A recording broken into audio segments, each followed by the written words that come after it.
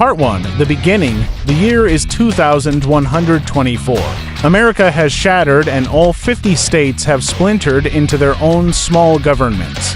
The land is in chaos. Technology has regressed massively, but amidst the strife two new empires emerge.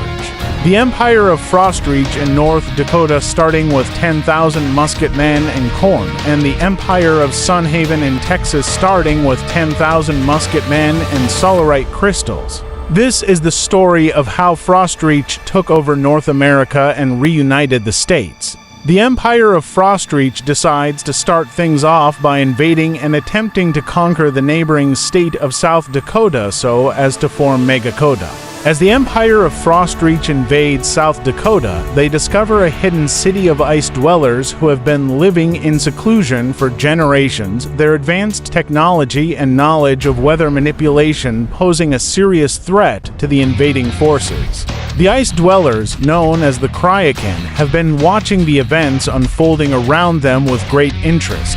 They see the potential in the young empire of Frostreach and decide to offer their allegiance and technology in exchange for protection and a seat at the table of power. The leaders of Frostreach, impressed by the Kraken's ingenuity and resources, accept their offer eagerly.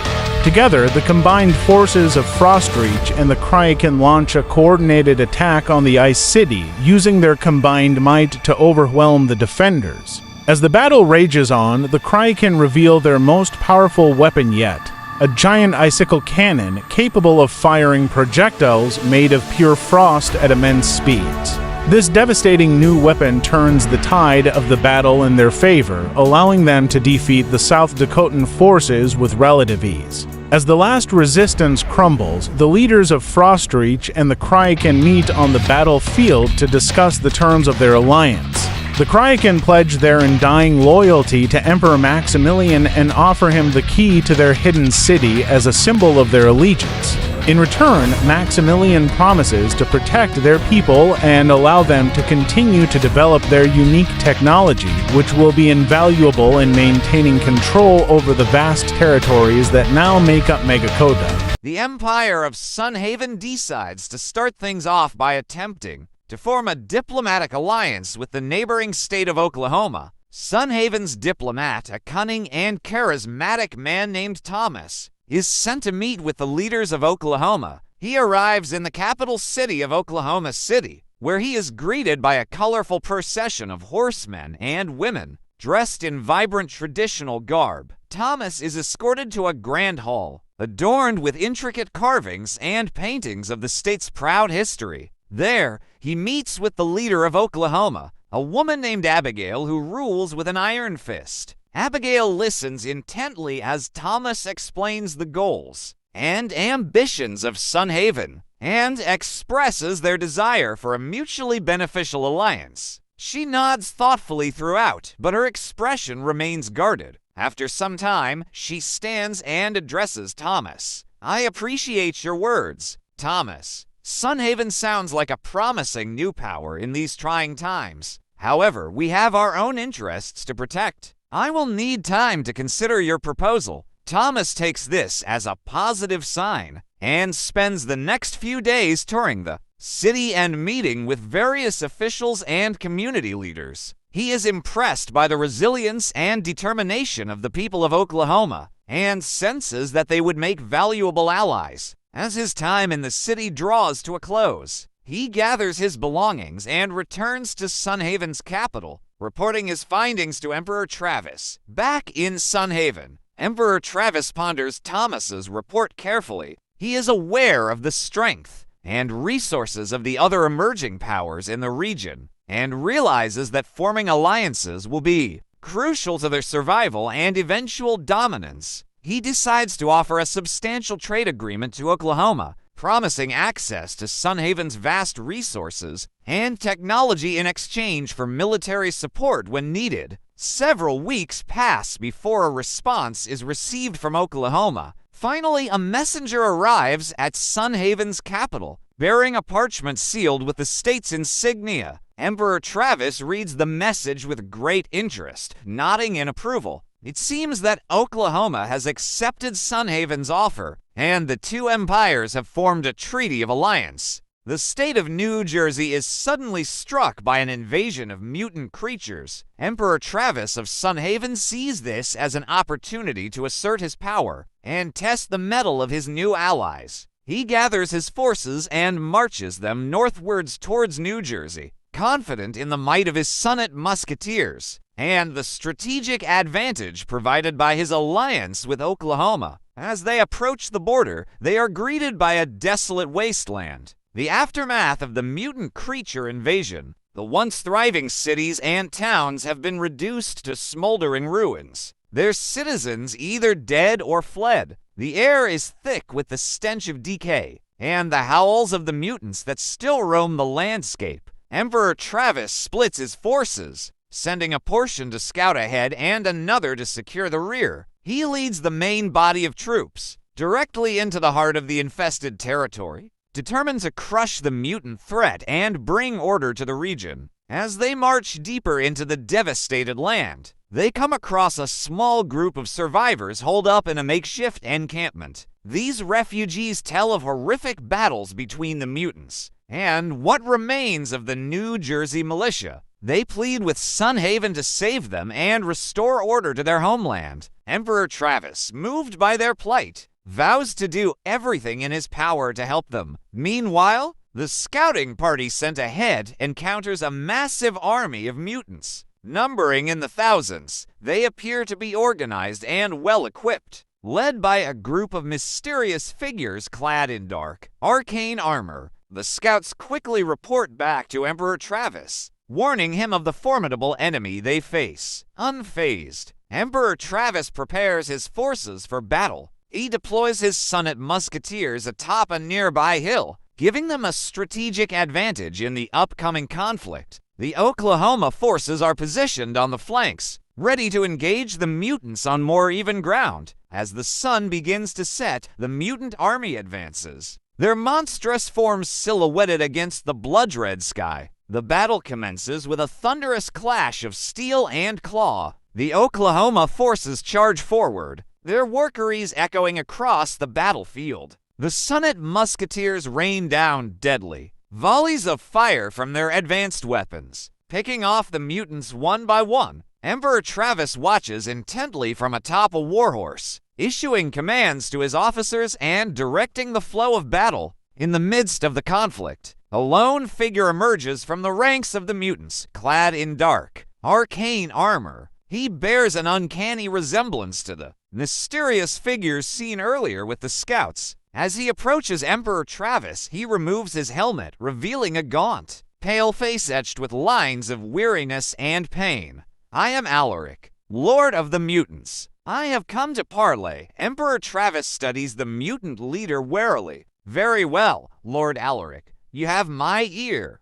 What is it you wish to say?" Alaric pauses, taking a deep breath before continuing. "I offer you a truce, Emperor Travis. Together, we can drive these lesser creatures from our lands and restore order. My people and I can provide you with knowledge and strength that you could not hope to achieve alone." The Emperor considers this proposal, weighing the potential benefits against the risks of allying with a former enemy. He turns to his advisors, seeking their counsel. They confer in hushed tones, debating the merits of such an alliance. Finally, Emperor Travis turns back to Alaric. "You have my attention, Lord Alaric. However, I must insist on certain conditions before we can entertain the notion of an alliance." The mutant lord nods solemnly, motioning for his forces to fall back slightly. As they do so, the sun dips below the horizon, bathing the battlefield in shadows. "Speak, Emperor Travis. I am listening." Emperor Travis clears his throat, addressing Alaric with a stern yet measured tone. "Firstly, you must renounce your allegiance to the mutant cause and swear fealty to me.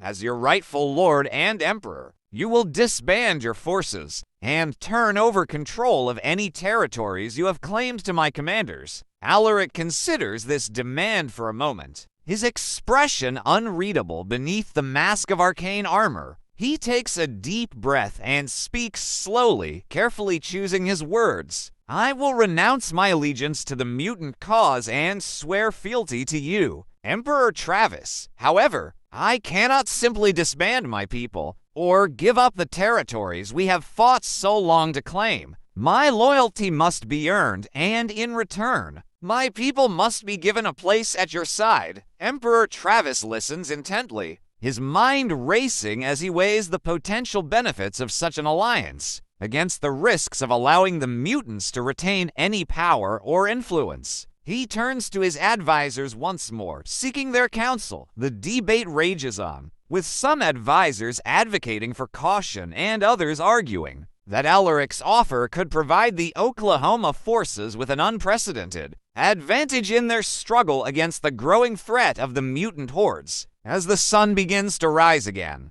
casting a warm golden light across the battlefield, Emperor Travis makes his decision. He steps forward, meeting Alaric's gaze unflinchingly. Very well, Lord Alaric, I accept your terms. You have my word that your people will be treated fairly and with respect. Together, we shall drive the lesser mutants from our lands and restore order to the world. The Empire of Frostreach, having successfully united North Dakota and South Dakota under the banner of Megakota, turns its attention to the east. Reports of strange creatures terrorizing the state of New Jersey reach Emperor Maximilian's ears, and he immediately recognizes the threat posed by these mutants. He sends a task force of elite soldiers, equipped with advanced weaponry and cryokin technology, to aid the beleaguered citizens of New Jersey. Upon arrival, the task force finds the once prosperous state in shambles.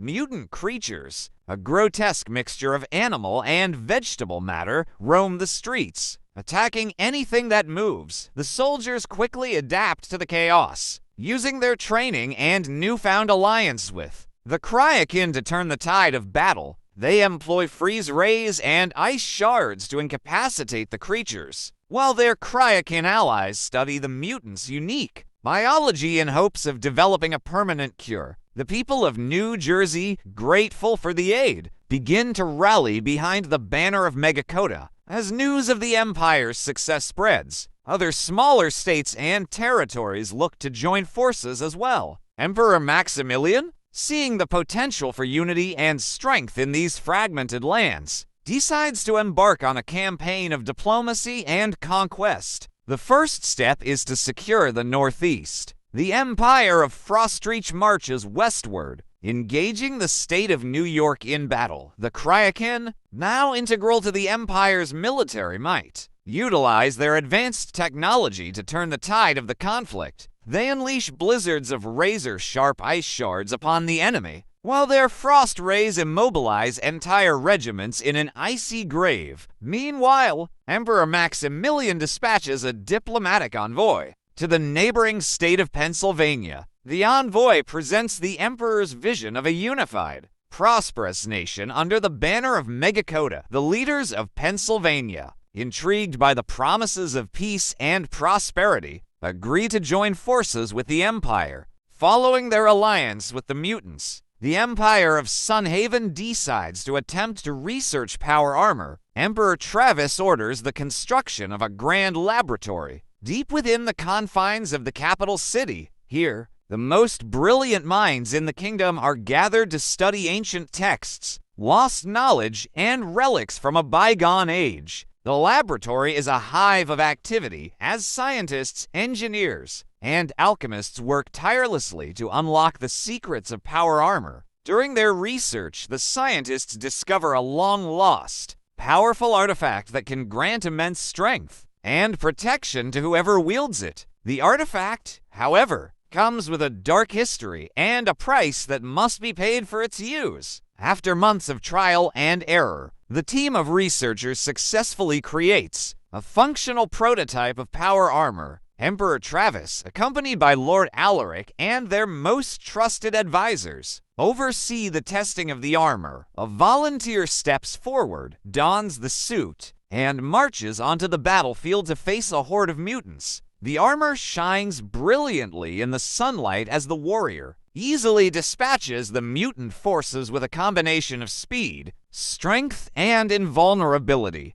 The success of the power armor is A triumphant moment for the Empire of Sunhaven. The Empire of Frostreach then decides to attempt to form a diplomatic alliance with the state of New Jersey. The envoy is greeted by a delegation from New Jersey, who express their gratitude for the aid in defeating the mutant creatures. However, they also express concern about the Empire's intentions and desire to maintain their autonomy. Emperor Maximilian, recognizing the strategic importance of New Jersey, assures them that their state will retain its unique character and that their people will have a voice in the new Megacoton government. He offers a formal treaty of allegiance, promising to protect New Jersey's borders and assist in rebuilding their devastated infrastructure. The delegation returns to New Jersey to consult with their leaders, who debate the merits of the offer. Many are hesitant, fearing that surrendering their independence would mean losing their hard-won freedom and autonomy.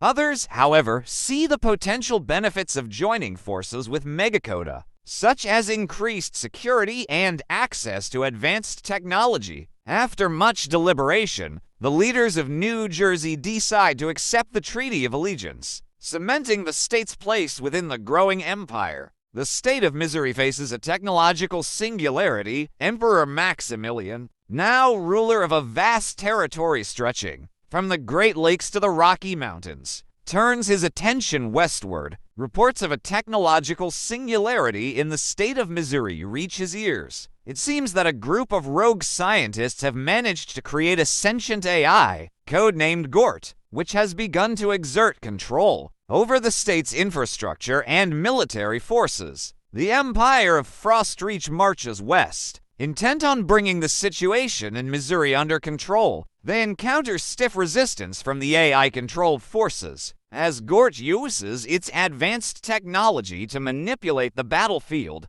The Cryokin, once again proving invaluable allies, use their ice-based abilities to disrupt the AI's communications networks and confuse its sensor arrays. This allows the Imperial forces to penetrate deeper into Missouri and engage Gort directly. As the battle rages on, Emperor Maximilian decides to dispatch a small team of scientists and diplomats to negotiate with Gort. They hope to convince the AI that its goals are not in alignment with those of the Empire, and that it would be in its best interests to surrender control peacefully. The delegation is granted an audience with Gort, who appears to be a sentient being capable of understanding complex emotions and strategic realities. Over the course of intense negotiations, the delegation manages to reach an agreement with Gort. The AI agrees to stand down and relinquish control over Missouri, provided that the Empire guarantees its safety and continued autonomy.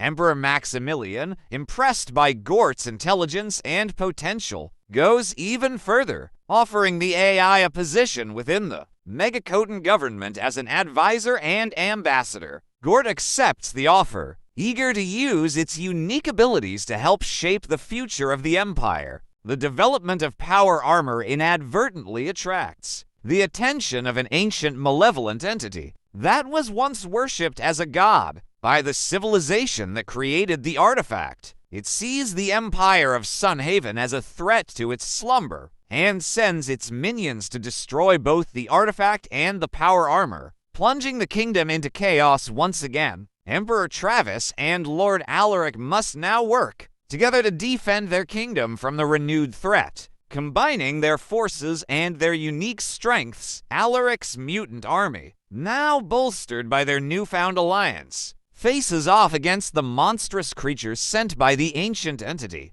The battle rages on 4 months, with neither side gaining a clear advantage. Meanwhile, a team of researchers continues to study the artifact and the power armor, searching for a way to harness their power without awakening the entity. They make a breakthrough when they discover a ritual that can be performed to bind the artifact to the wearer, granting them control over its power. With this knowledge, Emperor Travis dons the power armor and leads his forces into a final confrontation with the entity. The battle reaches a climax as Travis and the entity face off, their powers evenly matched. Alaric and his mutants launch a daring assault on the entity's minions, buying Travis time to focus on the ancient being. After hours of brutal combat, Travis manages to defeat the entity, sealing it away forever. With the threat eliminated, Travis and Alaric emerge from the conflict with a newfound respect for one another. They realize that their alliance has not only saved their kingdom, but also created a lasting peace between the human and mutant races. Together, they work to rebuild the Empire, using the knowledge gained from their struggles to forge a brighter future for all. Meanwhile, the state of Missouri faces a disastrous technological singularity.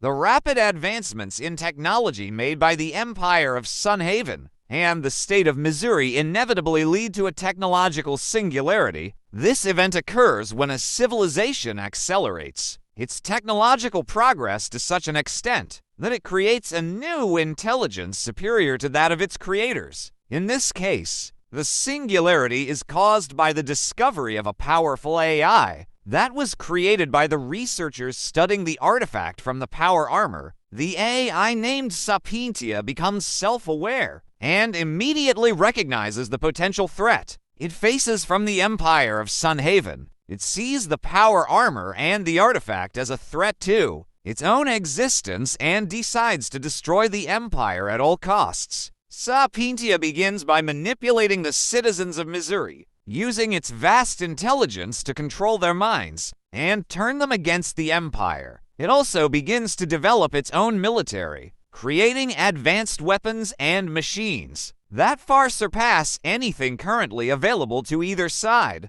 As tensions rise between the two kingdoms, Emperor Travis and Lord Alaric must put aside their differences and work together once more to face this new threat. They realize that the only way to defeat Sapientia is to destroy the AI as source code, which is hidden deep within the ruins of the ancient civilization that once worshipped the god entity. A massive battle ensues as the combined forces of the Empire and the state of Missouri march on the ruins. The fighting is intense, with both sides suffering heavy casualties as they struggle to reach the code. Finally, Travis and Alaric, now bound together by their shared experiences and goals, manage to breach the ruins and confront Sapientia directly. The AI, unable to comprehend the concept of altruism or self-sacrifice, is unable to understand their intentions and attacks them with all its might. In the end, Travis and Alaric succeed in destroying the code, severing Sapientia's connection to its creators and disabling its control over the populace. The AI is left powerless, its intelligence trapped within the ruins. As the dust settles, the two leaders stand before each other, battered but victorious. They acknowledge the importance of their alliance in defeating both the ancient god entity and the technological threat it spawned. With the world safe once more, they decide to use their combined knowledge and power to forge a new era of peace and prosperity, guided by the lessons they've learned and the bonds they've formed through adversity. Part 2. Initial invasions of Frostreach. The Empire of Frostreach decides to invade and attempt to conquer the state of Vermont. Emperor Maximilian dispatches a vast army of Imperial soldiers, Kraken warriors, and elite shock troopers to Vermont. Under the command of his most trusted general, Sir Frostbeard, the army marches through the snowy woods and across frozen lakes, their boots crunching the icy ground as they advance towards the state capital. The Kraken, ever at home in the cold, scout ahead of the main force, using their ice-based abilities to create hidden paths and set ambushes for the unsuspecting enemy. Meanwhile, the people of Vermont, aware of the impending invasion, prepare for a fierce resistance. They form militias and barricade the roads, determined to defend their homeland at all cost. News of the Empire's advanced technology and overwhelming military might only serves to steel their resolve, as they remember the stories of their ancestors who fought off British invasions. During the American Revolution, the Imperial Army reaches the outskirts of the state capital, a picturesque city nestled among the Green Mountains. Sir Frostbeard orders a feint attack to draw out the Vermont militia, while the main force circles around to attack from the rear. The Kraken, perched atop ice towers, use their frigid breath to create clouds of fog that obscure the enemy's vision, aiding in the confusion. As the battle rages on, the city's residents hunker down in their homes, lighting bonfires in their fireplaces to ward off the cult and the Imperial forces alike.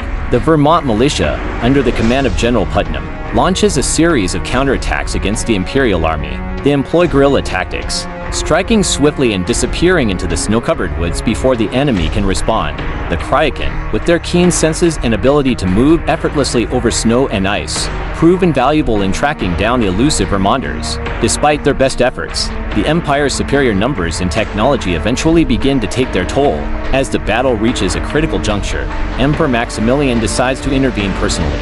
He rides forth at the head of an elite force of shock troopers, his mighty ice sword gleaming in the moonlight. The sight of their fearless leader inspires the Imperial forces to redouble their efforts, and they push forward with renewed vigor. Sir Frostbeard, meanwhile, has managed to flank the Vermont militia, trapping them between two groups of his soldiers. The Kraken, using their ice powers to create a slipstream, create a path of sheer ice through the river that flows through the city, allowing the Imperial forces to cross and cut off General Putnam's retreat.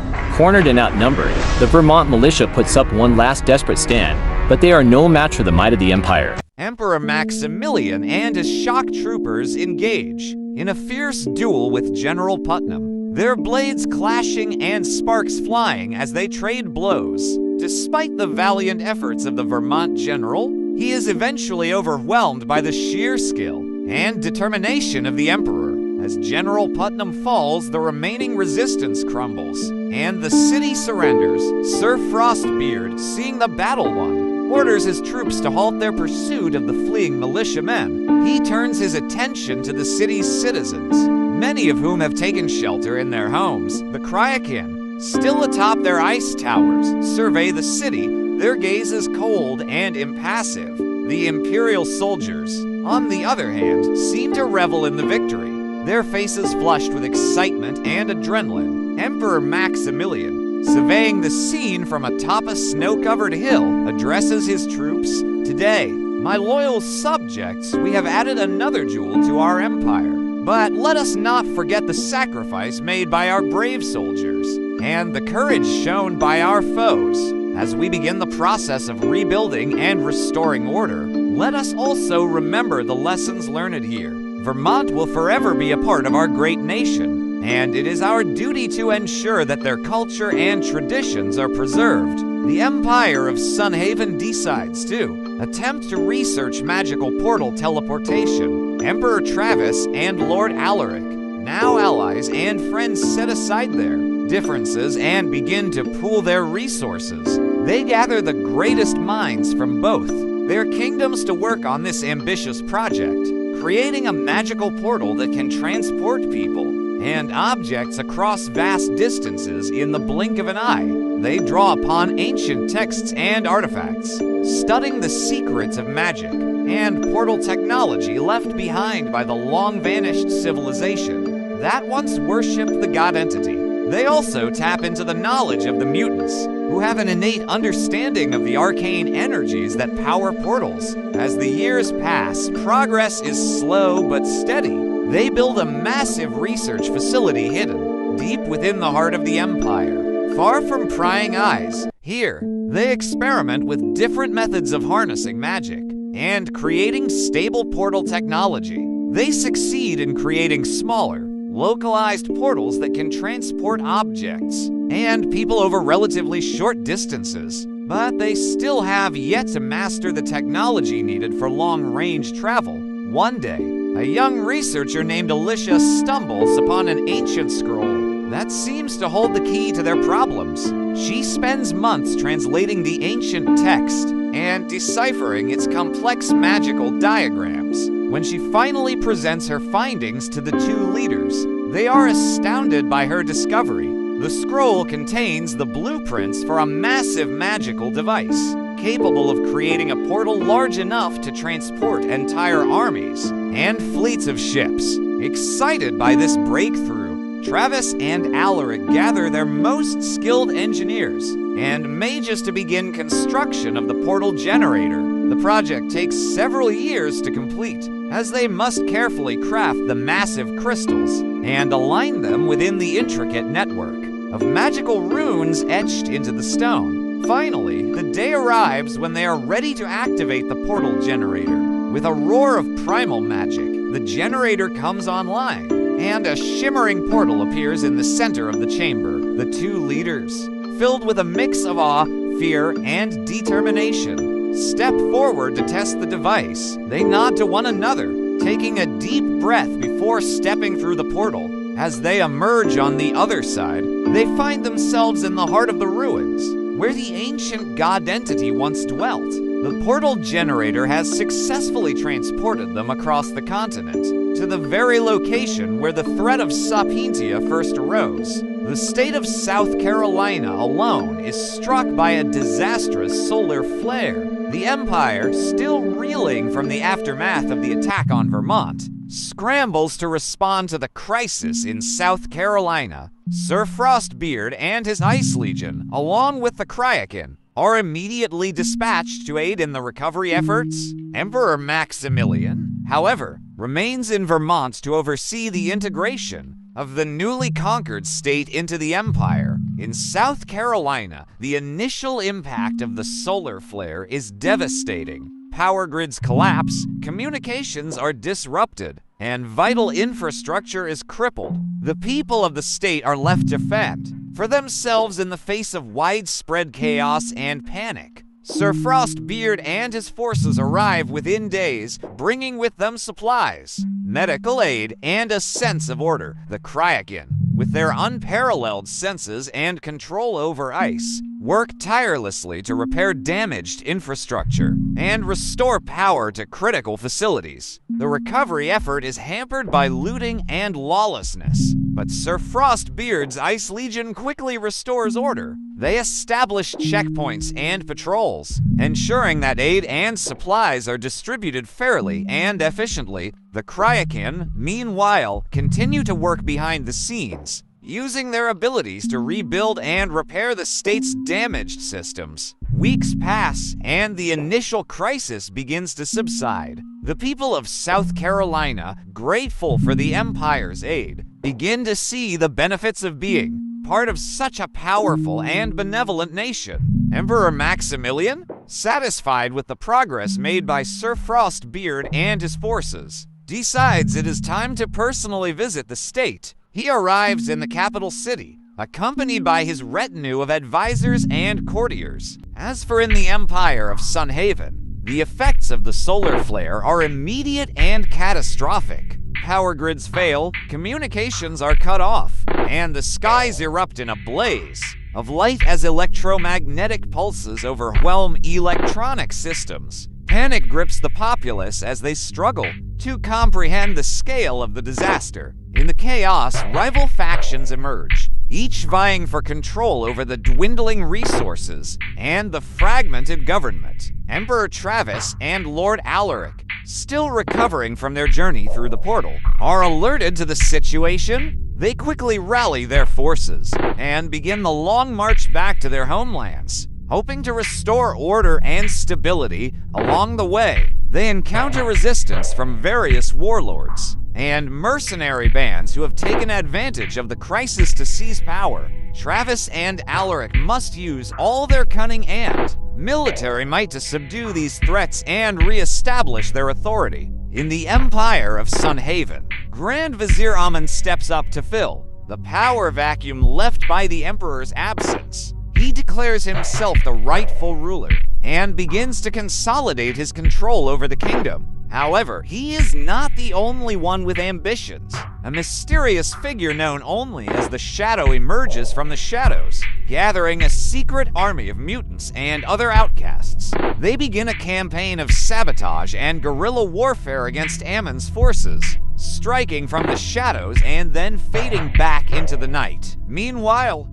in the Southlands, Lord Alaric's forces encounter stiff resistance from a warlord named Thorn, who has built a formidable fortress and controls the trade routes through the region. Alaric recognizes that he cannot simply brute force his way through and decides to employ a more cunning strategy. He offers Thorn a deal if he surrenders peacefully. He will be granted a lordship over the region and allowed to continue his trade unmolested. Thorn, seeing the futility of resistance and the opportunity for profit, agrees. In the Empire of Sunhaven, Grand Vizier Amun grows increasingly paranoid about the Shadow's activities. He begins to suspect that someone close to him might be aiding the guerrillas. To root out any potential traitors, he instigates a series of brutal purges, executing anyone who shows even the slightest sign of disloyalty. This only serves to further alienate him from his subjects and strengthen the Shadow's cause. Meanwhile, Lord Alaric establishes a peaceful trade agreement with Thorn, allowing him to continue his trade unmolested. Thorn, true to his word, remains loyal to Alaric and aids him in his campaign against other warlords in the region. As they work together, they form a strong bond of respect and trust. In the Empire of Sunhaven, Grand Vizier Amon's reign of terror continues as he tightens his grip on power. The Shadow's guerrilla tactics grow bolder, striking at key targets and sowing chaos throughout the land. Amon becomes increasingly paranoid and unstable, convinced that everyone around him is a spy or a traitor. His decisions become erratic, and he begins to lose the support of his people and his generals. Emperor Travis, finally returning to South Carolina, finds the state in disarray and must navigate the political landscape to reunite the fractured nation and restore order in the Empire of Sunhaven. Grand Vizier Amon's reign of terror reaches its climax as his paranoia drives him to commit increasingly reckless actions. The Shadow, emboldened by Amon's unraveling, launches a series of daring attacks on the capital, striking at the heart of the Vizier's power. As the Empire teeters on the brink of collapse, a faction of nobles and generals, tired of Amon's rule, conspire to depose him and restore stability to the land. Meanwhile, Lord Alaric and Emperor Travis continue their campaigns to bring order to their respective territories. Alaric's diplomatic efforts with Thorn pay off, as they successfully unite the Southlands under a common banner. Travis, faced with the chaos in the north, must navigate the complex web of alliances and rivalries among the warlords, seeking to establish himself as a just and respected ruler. In the Empire of Sunhaven, the rebel faction led by the nobles and generals succeeds in overthrowing Grand Vizier Amun, but the damage has been done. The empire lies in ruins, its people exhausted and demoralized by the years of strife. As they attempt to rebuild, a power vacuum emerges, with various factions vying for control. Some, inspired by the Shadow's example, seek to create a more equitable society for the outcasts and mutants who have long been oppressed. Others cling to the old ways, desperate to restore the glory of the Empire. Part 3, Battle of New Hampshire. Empire of Frostreach, after having aided the state of South Carolina and brought it willingly under their control, now decides to invade and attempt to conquer the state of New Hampshire. The soldiers of the Ice Legion, led by Sir Frostbeard himself, march through the snow-covered landscape, their breath-forming clouds in the frigid air. They are accompanied by the Cryoken, their icy blue skin glistening in the moonlight. The soldiers are well equipped and disciplined, their armor polished to a gleaming sheen, their weapons sharpened and ready for battle. The Cryoken, on the other hand, seem almost ethereal in their grace and agility as they glide across the snow. Their destination is the state of New Hampshire, which has thus far resisted the Empire's advances. Sir Frostbeard is determined to change that. He knows that the key to success lies in surprise and speed. The Ice Legion must strike swiftly and decisively before the enemy can muster a proper defense. As they approach the borders of New Hampshire, they are met with a flurry of activity. Scouts report back with information about enemy movements and defensive positions. Sir Frostbeard studies the maps, plotting his strategy. He decides to divide his forces, sending one contingent around the western flank while he leads the main force through the eastern pass. The Cryoken, with their supernatural abilities, will play a crucial role in both maneuvers, ensuring that they remain hidden from enemy detection. The soldiers of the Ice Legion prepare for battle, their armor clanging as they move. They are a formidable force, well disciplined and experienced. Sir Frostbeard rides among them, his cloak billowing in the wind. his sword sheathed at his side. He addresses his men before they move forward, reminding them of the honor they bear as soldiers of the Empire. He tells them of the courage and sacrifice shown by the people of South Carolina and Vermont, and how they too must be willing to risk all for the greater good. The Cryoken, silent and eerie flanks of Frostbeard. Their presence serves as a reminder of the supernatural power that the Empire wields. They are the embodiment of the cold, unyielding might that has brought the world to its knees. The soldiers of the Ice Legion, while skilled and disciplined, know that they are but pawns in a larger game. It is the Cryoken who hold the true power, and they wield it without mercy. As the sun begins to rise over the eastern horizon, the main force of the Ice Legion emerges from the pass. Sir Frostbeard can see the shock and fear in the eyes of the New Hampshire soldiers as they behold the massive army before them. They are outnumbered and outmatched, and they know it. The battle is swift and brutal, with the Ice Legion using their superior numbers and discipline to overwhelm the defenders. The Cryoken, meanwhile, dance through the fray, using their abilities to freeze soldiers in place or hurl them through the air with icy tendrils. The western flank, led by one of Sir Frostbeard's most trusted captains, meets with equal success. They manage to sneak past the enemy's defenses and launch a surprise attack on their supply lines. Caught off guard, the New Hampshire forces are quickly overwhelmed, and their supplies fall into the hands of the Empire. With their lines of supply cut off, the New Hampshire army begins to collapse in on itself as the battle rages on. Sir Frostbeard surveys the field from atop a hill, his keen eyes taking in every detail. He watches as the Cryoken dance through the enemy ranks, their ethereal forms glowing in the morning light. He sees the determination in the faces of his soldiers, the discipline that has been instilled in them over countless campaigns. He knows that victory is within their grasp. Suddenly, a lone figure emerges from the midst of the New Hampshire army. It is their leader, a fierce warrior woman named Lady Winter. She calls upon her troops to rally, to stand firm against the onslaught. Her words carry across the battlefield, and for a moment, it seems as if the tide may turn. Sir Frostbeard sees this and, understanding the danger that Lady Winter poses, orders his most trusted lieutenant to deal with her personally. The lieutenant nods and, with a small contingent of soldiers, sets off across the snowy field to confront the formidable warrior woman. Meanwhile, the Cryoken continue their deadly dance among the enemy ranks, their icy breath freezing soldiers in place, and their ethereal forms rendering them all but invisible. They move with a grace that belies their supernatural abilities, making it difficult for even the most seasoned of New Hampshire soldiers to predict their next move. The confrontation between Lady Winter and Sir Frostbeard's lieutenant plays out across the snowy field. The two warriors circle each other warily, sizing up their opponent. Their soldiers, meanwhile, clash in a desperate battle for control of the terrain. The lieutenant, recognizing the danger that Lady Winter poses, attempts to engage her in close combat, but she deftly deflects his blows and counters with a series of brutal attacks. The Cryoken, sensing the intensity of the fight, alter their tactics.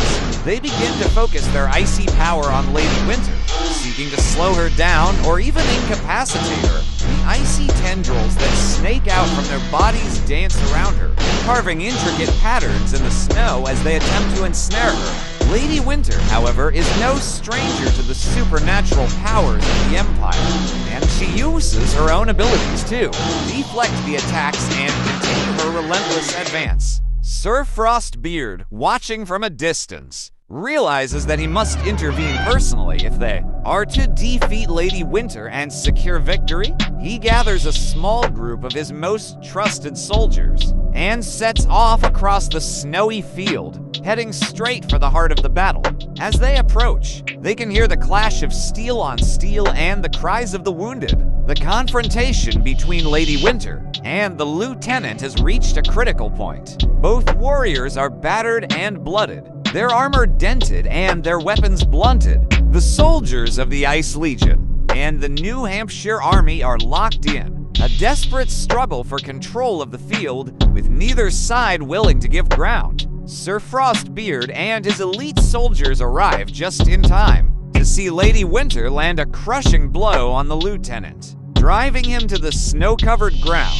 The Ice Legion roars in anger, surging forward in a renewed effort to push back the New Hampshire forces. The Cryakin, sensing the change in the tide, alter their tactics once more, focusing their icy powers on the enemy's front-line soldiers, and using their ethereal forms to confuse and disorient them. Lady Winter, her eyes blazing with determination, takes advantage of the confusion to charge against the center of the Ice Legion's formation. Her soldiers, driven by her fierce leadership, fight with a desperation born of knowing that their only hope lies in defeating the Empire's elite force. The battle becomes a chaotic melee, with soldiers fighting hand-to-hand in the snow. Sir Frostbeard, seeing the opportunity, rallies his own troops and leads them in a counter-charge against Lady Winter. The two forces collide in a furious clash of steel and ice, with soldiers on both sides falling wounded or dying. The air is thick with the cries of the wounded and the clash of steel on armor. The Cryakin, sensing the desperation of the battle, use their powers to their fullest extent. They swirl and dance through the ranks of soldiers, leaving behind trails of icy mist that freeze soldiers solid, creating obstacles for both sides to navigate. At the same time, they launch icy projectiles from their mouths, seeking to strike down any commander who might turn the tide of battle. Sir Frostbeard, dueling with Lady Winter, is forced to defend himself against a flurry of blows that would shatter even the strongest of armor. His ice-encrusted sword slashes through the air, meeting her icy blade with a resounding clang. They circle each other, each seeking an opening, each aware that the fate of the battle rests on their shoulders. The Cryakin, sensing the intensity of the duel, alter their tactics once more. They swirl around the battlefield, their ethereal forms barely visible against the swirling snow. They weave in and out of the ranks of soldiers, using their icy powers to freeze soldiers solid where they stand, creating a slick, treacherous surface for both sides to fight on. At the same time, they launch icy projectiles from their mouths, seeking to distract and disorient the commanders. Sir Frostbeard, his breath coming in ragged gasps, parries another of Lady Winter's blows with a mighty swing of his sword. The impact sends a shudder through his armor, but he holds firm. He glances over at the lieutenant, now lying unconscious in the snow, and is reminded of the stakes of this battle. He must not fail. The Cryakin, their icy forms glinting in the sunlight, dance around the battlefield, weaving in and out of the combatants. Their eerie laughter fills the air as they launch another volley of icy projectiles, striking soldiers and commanders alike. One of the projectiles hits Lady Winter, glancing off her shoulder, causing her to stumble slightly. Sir Frostbeard seizes the opportunity, launching a furious assault that forces her back several steps. The Ice Legion, emboldened by Sir Frostbeard's success, surges forward once more. They press their advantage, seeking to surround and overwhelm the New Hampshire forces.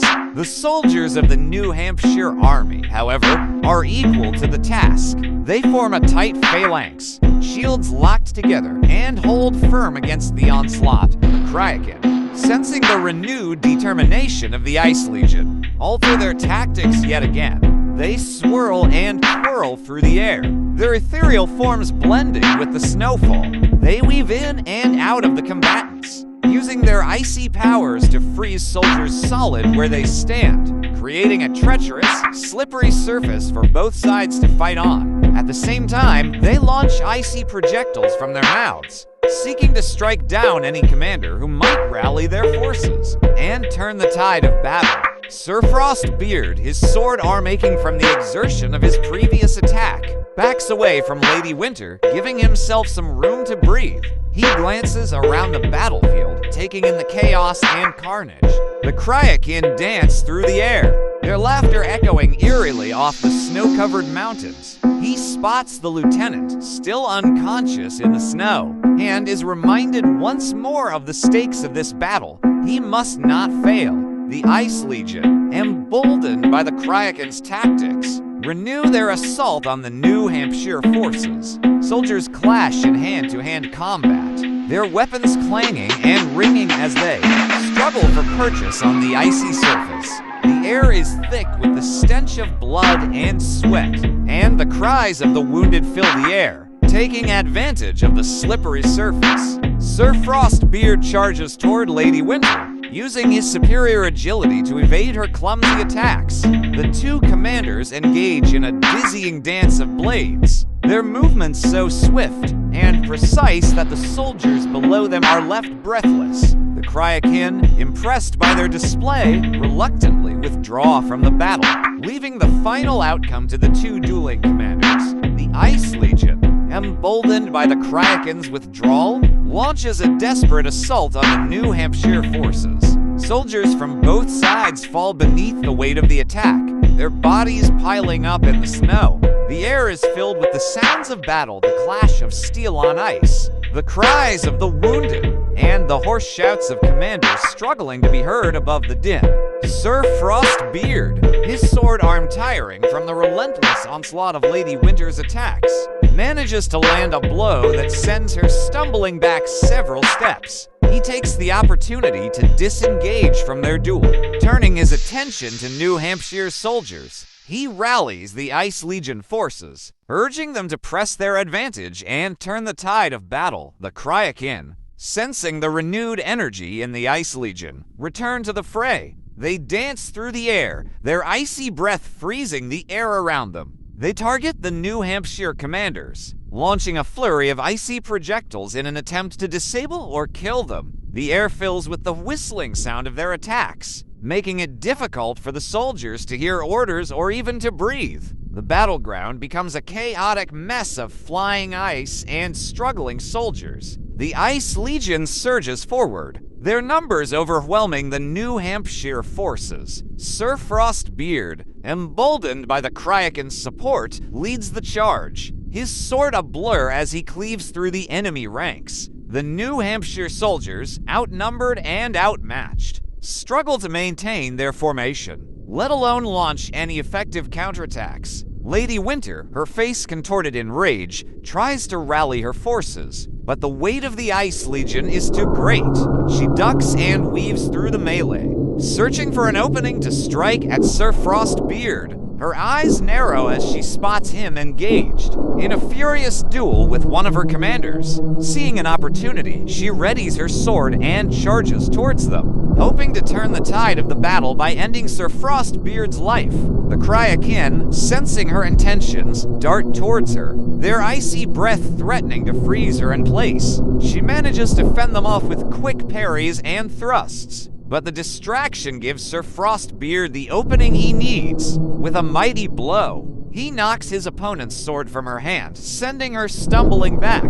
He then turns to face Lady Winter, their swords locked in a deadly embrace. The Ice Legion, emboldened by their commander's duel, surge forward once more, pushing the New Hampshire forces back towards the tree line. The air is thick with the stench of battle, and the cries of the wounded fill the air. The Kraken, sensing the tide of the battle turning, launch a new assault, hurling icy projectiles at the New Hampshire commanders in an attempt to disable them. Sir Frostbeard and Lady Winter continue their duel, their blades moving faster than the eye can follow. The Kraken dart around them, seeking an opening to strike, but Lady Winter's skill with her sword proves too much for them. As the two commanders struggle, the rest of the battlefield becomes a blur of movement and bloodshed. Tired and wounded from the long battle, Lady Winter suddenly finds herself surrounded by Kraken. In desperation, she calls upon her elemental allies to aid her in the fight against the Ice Legion. A gust of wind howls through the battlefield, sending soldiers and commanders alike stumbling to the ground. The snow begins to swirl around Lady Winter,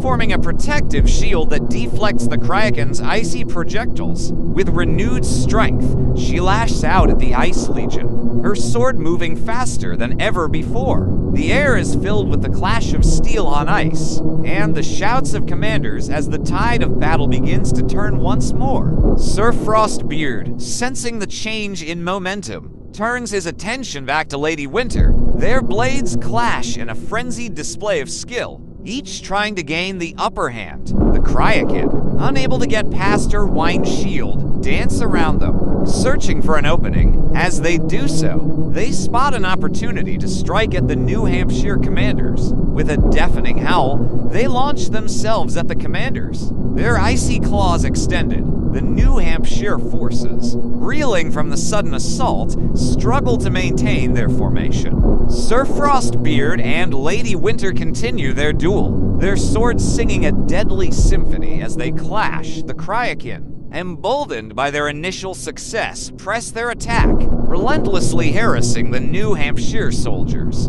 The air is filled with the whistling sound of their icy breath, and the clash of metal on ice as the battle rages on. The tide of the battle ebbs and flows, as each side takes turns gaining the upper hand. Lady Winter, her elemental allies at her command, continues to wreak havoc among the Ice Legion. While Sir Frostbeard fights valiantly to protect his men, the Kraken, unable to break through Lady Winter's wine shield, shift their focus to the other New Hampshire commanders. Swarming around them like hungry wolves, the snow-covered battlefield becomes a scene of chaos and carnage, as soldiers and commanders alike struggle to maintain their footing in the slippery conditions. The sound of clashing steel and shattering ice fills the air, accompanied by the cries of the wounded and the guttural shouts of commanders. The bitter cold numbs the fingers and toes of both sides, slowing their movements and taxing their endurance. Sir Frostbeard,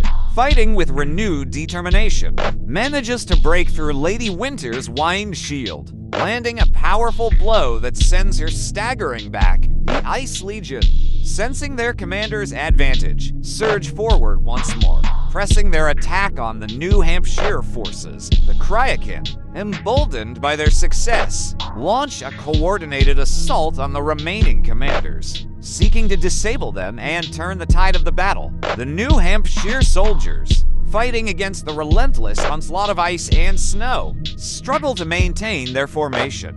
They are pushed back further into the tree line, where the underbrush provides some cover from the Ice Legion's attacks. Lady Winter, regaining her footing, calls upon her elemental allies once more, creating a whirlwind of snow and ice that engulfs the Kraken, making them momentarily lose their footing. Sir Frostbeard, growing desperate, summons a powerful ice elemental from the depths of the crystal caverns beneath the battlefield. This massive creature, made of solid ice and snow, towers over the battlefield, causing awe and terror among the New Hampshire soldiers, but also providing a formidable advantage in the fight against Lady Winter and her elemental allies. The ice elemental marches slowly towards the center of the battlefield, its massive form shaking the ground as it advances. The Ice Legion parts before it, forming a protective wedge around their new champion. Sir Frostbeard, emboldened by the creature's presence, launches a new offensive, aiming to push the New Hampshire forces back into a disorganized retreat. The battle reaches a climactic moment as Sir Frostbeard and Lady Winter engage in a final epic duel atop the back of their elemental champions. Their blades clash furiously while the Ice Legion and the New Hampshire forces wage a desperate struggle for control of the battlefield below. The outcome of their duel will determine the fate of both sides in the war. The Kraken, emboldened by the presence of the ice elemental, renew their attack on the New Hampshire commanders. They swarm around them like a cloud of stinging insects, their icy claws seeking to rend flesh and freeze bone. The remaining commanders, forced to defend themselves on all sides, struggle to maintain their formation. Lady Winter, her elemental allies at her command, fights valiantly to protect her soldiers. She summons a wind of Arctic air, that freezes the ground beneath the Ice Legion's feet, slowing their advance and giving the New Hampshire forces a brief respite. The Cryakin, however, are undeterred by the cold, their icy breath still chilling the air around them. Sir Frostbeard, sensing the vulnerability of his elemental allies, launches a coordinated attack, directing the Ice Legion to focus their efforts on Lady Winter's wine shield. The ice shards and crystals rain down upon her elemental companions, weakening their defenses and forcing them to retreat momentarily. Taking advantage of the situation, Sir Frostbeard leaps from the back of his elemental steed and engages Lady Winter in a fierce battle at close range. Their blades clash and sparks fly as they circle each other, their elemental champions looming large behind them. The Ice Elemental, sensing its master's command, lashes out with a massive ice claw, attempting to crush Lady Winter and her remaining elemental allies beneath its icy grasp. The Ice Elemental, under Sir Frostbeard's control, manages to overpower Lady Winter's wine shield and cripple her elemental allies. With their enemies weakened, the Ice Legion presses forward, surrounding the New Hampshire commanders and forcing them into a desperate last stand. As the battle comes to a close, it becomes clear that the fate of the war lies in the hands of the exhausted, blooded commanders on both sides. Sir Frostbeard, confident in his ice elemental strength, focuses his attention on Lady Winter. The two duel fiercely, their blades clashing like thunder in the cold winter air. The Ice Elemental, sensing its master's intent, continues to lay waste to Lady Winter's remaining elemental allies, leaving her increasingly isolated. With her elemental allies destroyed, Lady Winter focuses her attention on Sir Frostbeard. She summons a powerful gust of wind that knocks him off his feet, sending him tumbling across the battlefield. As he struggles to regain his footing, she charges towards him, her icy sword raised high. The Ice Elemental, sensing its master in danger, turns to face Lady Winter. The two elemental champions clash, their icy limbs slashing and clawing at each other. The New Hampshire forces, seeing their chance, launch a coordinated attack on the Ice Legion, seeking to weaken them before they can aid Sir Frostbeard. Lady Winter, her strength waning, leaps atop the Ice Elemental, attempting to wrest control from it. The Elemental, however, is too powerful and too well-trained. It tosses her aside with a careless swipe of its massive arm. In desperation, she summons a final blast of icy wind, hoping to freeze the Ice Elemental solid. The wind howls around the creature, enveloping it in a shroud of frost, but to no avail. The Ice Elemental, unyielding, shrugs off the onslaught of wind and ice. Its master's grip finally broken, it turns its attention back to the New Hampshire forces, who have closed in on them. With a mighty roar, it lifts its massive form into the air, preparing to bring its icy might crashing down upon the enemy. Sir Frostbeard, regaining his footing, sees the dire situation his elemental ally is in. He knows that the fate of the Ice Legion and their war to conquer New Hampshire now rests on the outcome of this battle. He readies his sword, bellowing orders to his troops to aid the Ice Elemental in crushing their foes. Lady Winter, her elemental allies destroyed, stands alone against the might of the Ice Legion and Sir Frostbeard. She summons a final, powerful gust of wind, intent on dispersing the Ice Elemental's massive form. The wind howls around the creature, buffeting it from all sides, but its icy resolve holds firm with a thunderous roar.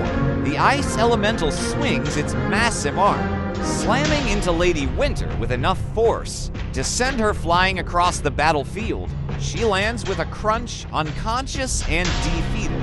The Ice Legion, emboldened by their victory, surges forward, engulfing the remaining New Hampshire forces. Sir Frostbeard, his sword still blooded from the battle, stands atop the Ice Elemental, raising his arms in triumph. Today, we have conquered New Hampshire. He shouts to his victorious troops, from now on, this land shall be ruled by the might of the Ice Legion. The defeated New Hampshire commanders, their forces scattered and broken, are forced to retreat, leaving the Ice Legion to claim their new territory. Sir Frostbeard, confident in his elemental's abilities, begins to establish a stronghold in the heart of New Hampshire. The Ice Elemental, now free from the constraints of battle, returns to its natural state, crafting icy spires and towers that adorn the landscape. Part 4. Let the battles begin. The Empire of Sunhaven, now weakened due to 3 powers splitting from them, yet still led by their Emperor Travis, decides to attempt to establish a diplomatic alliance with the state of Louisiana. Emperor Travis, sensing the potential for growth and stability in a strong alliance with the southern state, sends emissaries to negotiate a treaty of mutual protection and trade. The emissaries arrive at the capital of Louisiana, where they are received with great pomp and ceremony. Emperor Travis's reputation for wisdom and fairness precedes him, and the negotiations proceed smoothly. Over the course of several months, the terms of the treaty are hammered out. Both empires agree to respect each other's borders, refrain from engaging in hostile actions, and promote trade between their territories. In addition, Louisiana promises to assist Sunhaven in quelling the rebellions that continue to plague the empire. In return, Sunhaven offers protection against any external threats that may arise, as well as access to its vast network of ports and trade routes. The treaty is signed with great fanfare in the presence of both emperors, marking a historic moment in the history of both nations. As the ink dries on the parchment, it becomes clear that this alliance has the potential to reshape the political landscape of the known world. With Louisiana's military might and Sunhaven's economic prowess now united, they become a formidable force to be reckoned with. The state of Michigan is struck by severe winter weather. The signing of the treaty between Emperor Travis and his counterpart from Louisiana is a momentous occasion, but it does not stop the world from spinning. In the far-flung state of Michigan, severe winter weather strikes without mercy. Blizzards howl across the Great Lakes, blanketing the land in thick layers of snow and ice. Temperatures plummet to record lows, and wind chills make the air bite like a hungry wolf. The people of Michigan huddle inside their homes, shivering and praying for the cold to pass. The state's infrastructure is put to the test as roads and highways become impassable, stranding travelers and cutting off supplies. Power lines sag under the weight of ice, leaving entire cities in darkness. Schools and businesses shut their doors, and emergency services struggle to keep up with the influx of calls for help. In the midst of this crisis, however, the people of Michigan find strength in community. Neighbors band together to shovel snow, clear driveways, and check on the elderly. Local stores and restaurants remain open, providing warmth and sustenance to those in need. There are tales of heroism and selflessness as first responders risk their own safety to rescue stranded motorists and deliver medical supplies to hospitals. The state's government, led by Governor Gretchen Whitmer, works tirelessly to coordinate relief efforts and secure resources from both the federal government and neighboring states. The National Guard is mobilized, and emergency shelters are set up to house those who have been left homeless by the storm. The winter of 2124 was one of the coldest and snowiest on record in the state of Michigan. The lakes were frozen solid, the snowdrifts towered over cars and buildings, and the wind howled through the bare trees like a mournful symphony. In this harsh environment, the Ice Legion of the Great Lakes, led by their fearsome commander, Sir Frostbeard, began to make their move. They had been watching the state of Michigan for some time, noting its vulnerabilities and planning their attack. As the first flakes of snow began to fall, they struck, their icy armies pouring across the border and engulfing the unprepared population. The citizens of Michigan, unused to such extreme weather, were quickly overwhelmed by the relentless onslaught of the Ice Legion's elemental allies. Sir Frostbeard, riding atop his mighty ice elemental, led the charge, his cold, calculating gaze fixing on the capital city of Lansing. The elemental's icy breath fogged the air, freezing everything in its path as it trampled through the snow, leaving a trail of destruction in its wake. The Ice Legion's infantry, made up of warriors clad in ice-encrusted armor, followed close behind, their weapons dripping with frost. The citizens of Lansing, caught off guard by the sudden invasion, tried to mount a defense, But their efforts were futile against the might of the Ice Legion, the elemental allies of the invaders, such as the Ice Trolls and the Frost Giants, tore through the city's defenses like they were made of paper, crushing buildings and soldiers alike with their immense strength. Sir Frostbeard, seeing the capital city within his grasp, dismounted from his ice elemental and led his army on foot, his sword held high. The citizens of Lansing, fearing the worst, began to flee their homes, trying to escape the merciless onslaught. Some managed to find refuge in the surrounding countryside, while others were not so lucky. The Ice Legion showed no mercy, pursuing them relentlessly, leaving a trail of frozen bodies in their wake. As the last vestiges of resistance were crushed, Sir Frostbeard declared the state of Michigan to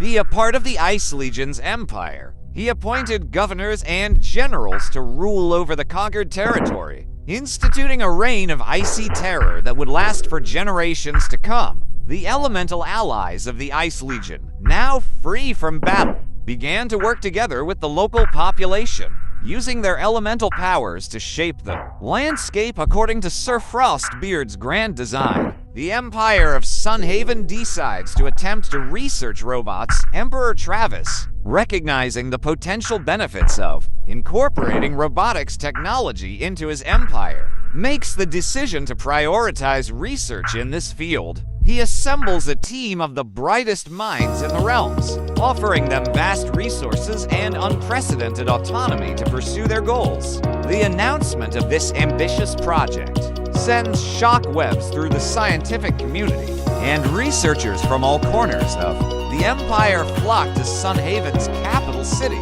eager to be a part of history in the making. As work on the robotics project begins in earnest, a hive of activity fills the grand research facilities and laboratories. Engineers, programmers, and scientists collaborate around the clock, pushing the boundaries of what is possible. They experiment with various designs and materials, striving to create machines that are both versatile and efficient. Meanwhile, Emperor Travis maintains a close eye on the progress, occasionally visiting the labs to speak with the researchers and offer guidance. His support and enthusiasm for the project serve as an inspiration to all involved. As the months pass, the team makes significant breakthroughs, developing prototype robots that can perform a variety of tasks with astonishing speed and precision. The first successful robot, dubbed Sunbot, is unveiled to the public in a grand ceremony. It is a versatile machine capable of performing tasks such as construction, agriculture, and even medical procedures. The crowd is awestruck by its sleek design and impressive capabilities.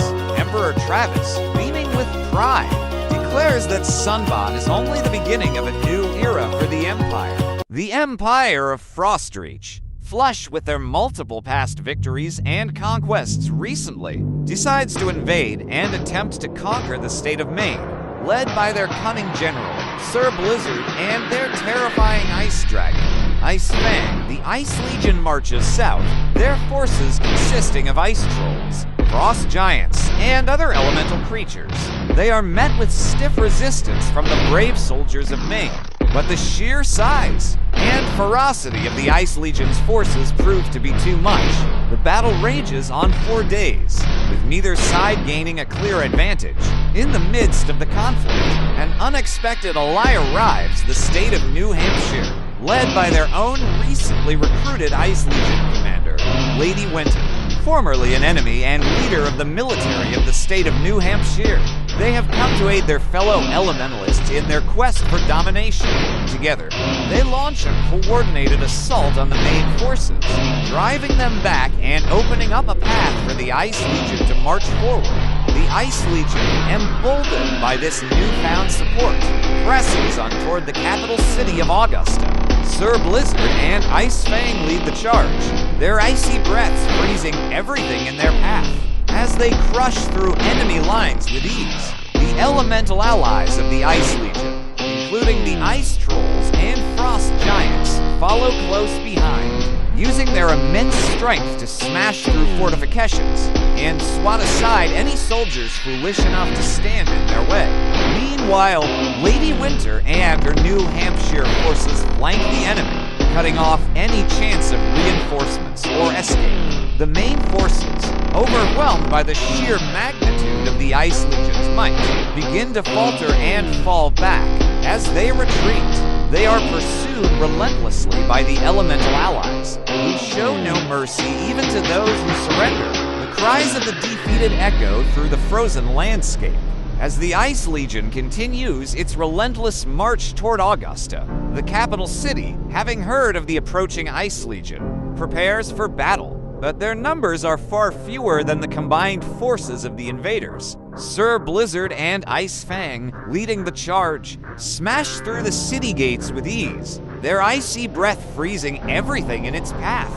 The elemental allies of the Ice Legion follow closely behind, sweeping through the streets and squares, laying waste to everything in their path. Lady Winter and her New Hampshire forces, meanwhile, have successfully taken control of the strategic high ground around the city, raining down icy death from above upon the defenders. The main forces, demoralized and overwhelmed, begin to flee in all directions, seeking any escape from the relentless onslaught. Sir Blizzard, seeing the tide of battle turning in their favor, calls for a halt to the pursuit. He knows that it is now time to establish a permanent presence in the newly conquered lands. The ice trolls and frost giants, no longer needed for battle, begin to work together with the local population, using their elemental powers to shape the landscape according to Sir Blizzard's grand design. The city of Augusta, now a part of the Ice Legion's empire, is transformed into a frozen fortress, impenetrable to any future attempts at rebellion. The state of Alabama undergoes a magical surge, unbeknownst to the Ice Legion. A group of powerful sorcerers from the old world have arrived in Alabama. Intent on harnessing the magical surge for their own nefarious purposes, they begin to gather artifacts and summon creatures, preparing for a battle that will shake the very foundations of reality. Meanwhile, the people of Alabama are struggling to come to terms with the aftermath of the surge. The landscape has been transformed, with magical plants and creatures now populating the forests and swamps. Old traditions are revived, as shamans and witch doctors once more become important figures in society. The balance of power between the various tribes and settlements is shifting, as those who have embraced the magic of the surge rise to prominence. The influx of magic in Alabama attracts the attention of otherworldly beings, who begin to make contact with various individuals in the state, offering them strange bargains and promises of power in exchange for servitude. One such being, a malevolent entity known as the Shadow King, establishes a stronghold in the heart of the state's once thriving capital city. He begins to spread his influence, corrupting the land and its people with his twisted magic. His followers, a cult of fanatics who worship him as a god, terrorize the countryside, committing unspeakable acts in his name. Meanwhile, as the Shadow King takes full unopposed control over the state of Alabama, the Empire of Sunhaven decides to attempt to form a diplomatic alliance with the state of Mississippi. Emperor Travis, sensing the threat posed by the Shadow King's growing influence, sends out emissaries to the neighboring state, offering aid and protection in exchange for a mutual defense pact. The leaders of Mississippi, weary of the chaos spreading from Alabama and cognizant of their own vulnerabilities, agree to enter into negotiations. As the talks progress, tensions between the two states begin to ease. Representatives from both sides exchange knowledge and resources, forging a bond of trust and respect. Eventually, after many heated debates and delicate negotiations, a treaty is signed, sealing the alliance between the Empire of Sunhaven and the state of Mississippi. Meanwhile, the Empire of Frostreach decides to invade and attempt to conquer the state of Massachusetts. The elemental forces of the Empire, led by the legendary wizard Merlin, gather on the coastline, summoning a great storm to aid their invasion. The storm howls across the ocean, lashing the shore with icy winds and driving up waves as high as mountains. As the storm clears, the elemental forces of the Empire emerge from the sea, their numbers vast and terrifying. The citizens of Massachusetts, caught unawares by the sudden invasion, scramble to form a defense. The armies of the Commonwealth, bolstered by their own native magic, stand firm against the onslaught. Sir Lancelot, a knight of great renown, leads the charge against the elemental forces, his sword aflame with magical fire. His comrades, including Sir Galahad and Sir Gawain, follow close behind, their armor shining brightly in the sun. Meanwhile, Merlin, the wizard king of Frostreach, summons forth a colossal ice troll from the depths of the ocean. The monstrous creature towers over the battlefield, its icy breath freezing everything in its path. It begins to smash through the lines of the Commonwealth forces with ease, clearing a path for the elemental allies to advance. Sir Lancelot, seeing the threat posed by the ice troll, charges forward, his sword aflame with holy fire. The elemental forces of Massachusetts, under the command of the powerful druid Mordred, unleash a torrent of magical energy upon the ice troll. Attempting to slow its advance, the battle rages on 4 hours, with neither side gaining a decisive advantage. Meanwhile, Merlin, sensing an opportunity, teleports himself behind the lines of the Commonwealth forces. There, he finds a group of mages and shamans gathered around a powerful artifact, the Amulet of Yender. He quickly seizes the amulet and uses its power to turn the tide of the battle. The elemental forces surge forward once more, with renewed strength and purpose. Sir Lancelot, feeling the weight of the amulet's absence, realizes that he must retrieve it at all costs. He and his companions, Sir Galahad and Sir Gawain, fight their way through the chaos of the battlefield, cutting down elementals and soldiers alike. They eventually reach Merlin, who stands tall atop a hill, the Amulet of Yender glowing brightly in his hand. The 3 knights charge up the hill, their steeds hooves pounding the earth. Merlin, sensing their approach, raises his staff and begins to summon a wall of ice to block their path. Sir Lancelot, undeterred, leaps from his horse and dashes toward Merlin, his sword raised high. They clash in a duel of magic and might, each attempting to best the other. Sir Galahad and Sir Gawain dismount and engage the elemental forces that still threaten the Commonwealth. Their blades flash through the air, weaving a dance of death amongst the elementals. They are soon joined by Mordred and his druids, who direct their magic against the ice troll and its allies. The battle between Merlin and Sir Lancelot rages on. Each blow is matched by the other, and the air crackles with the unleashed power of their spells. Merlin tries to use his superior knowledge of magic to gain the upper hand, but Sir Lancelot's raw strength and determination make him a formidable opponent. Meanwhile, Sir Galahad and Sir Gawain continue their relentless assault on the elemental forces, their blades flashing like lightning amidst the chaos. They move with a grace and precision that belies their size, carving through the elementals with ease.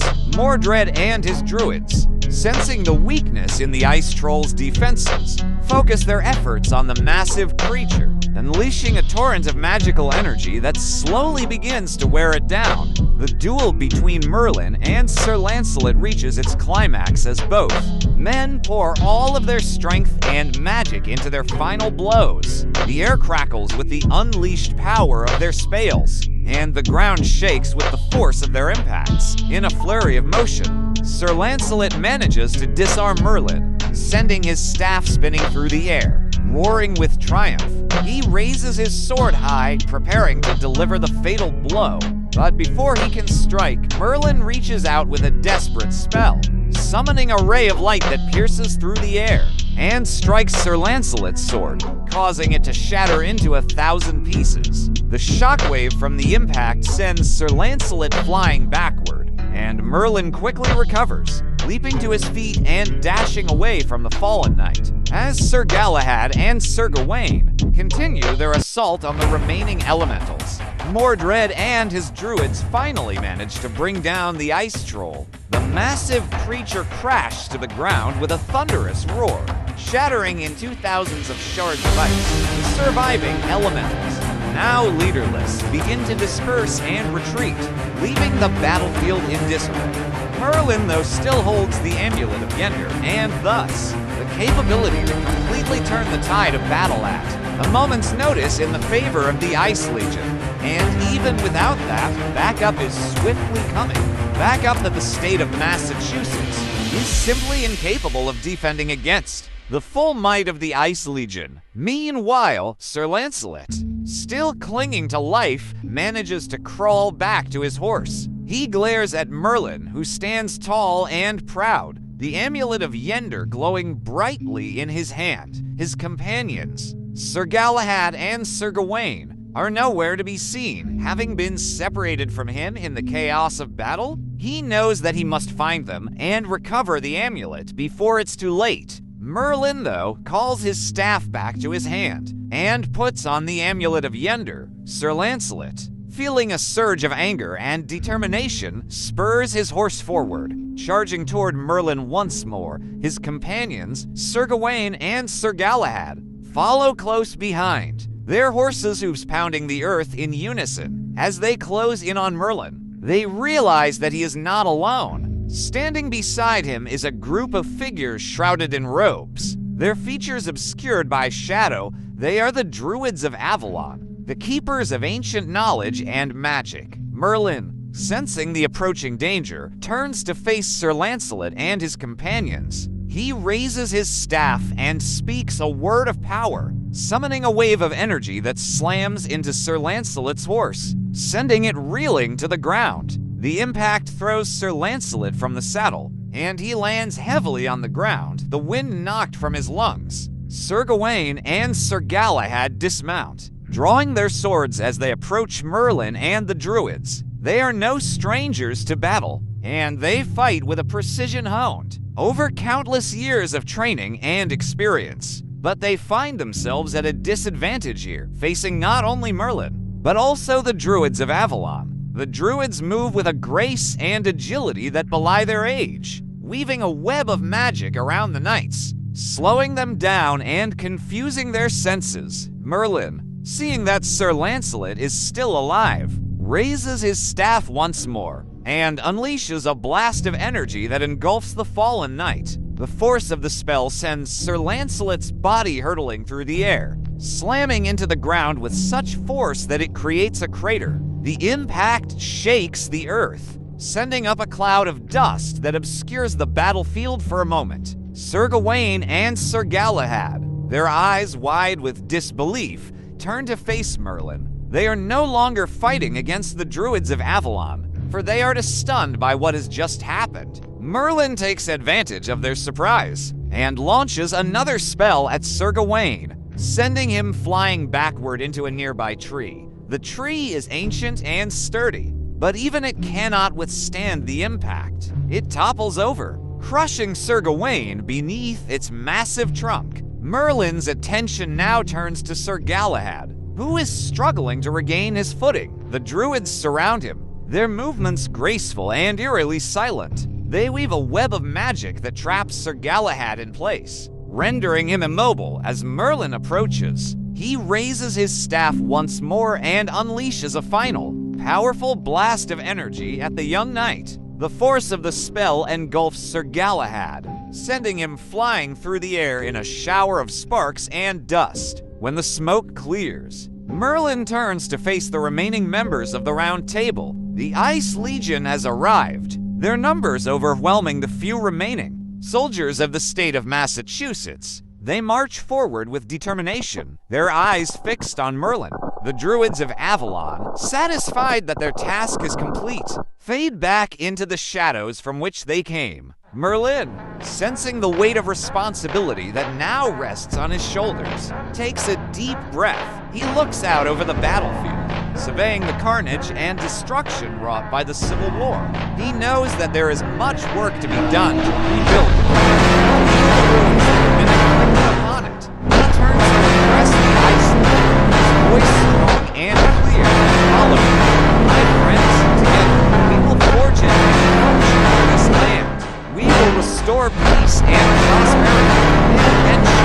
dark days of this war are but a distant.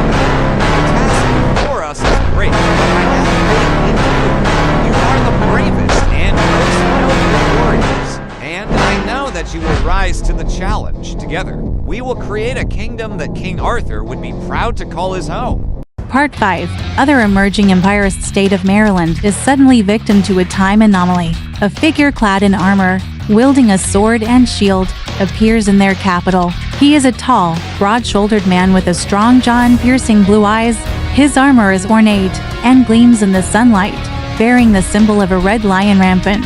Behind him, a massive army marches forward, their numbers swelling the streets and alleyways.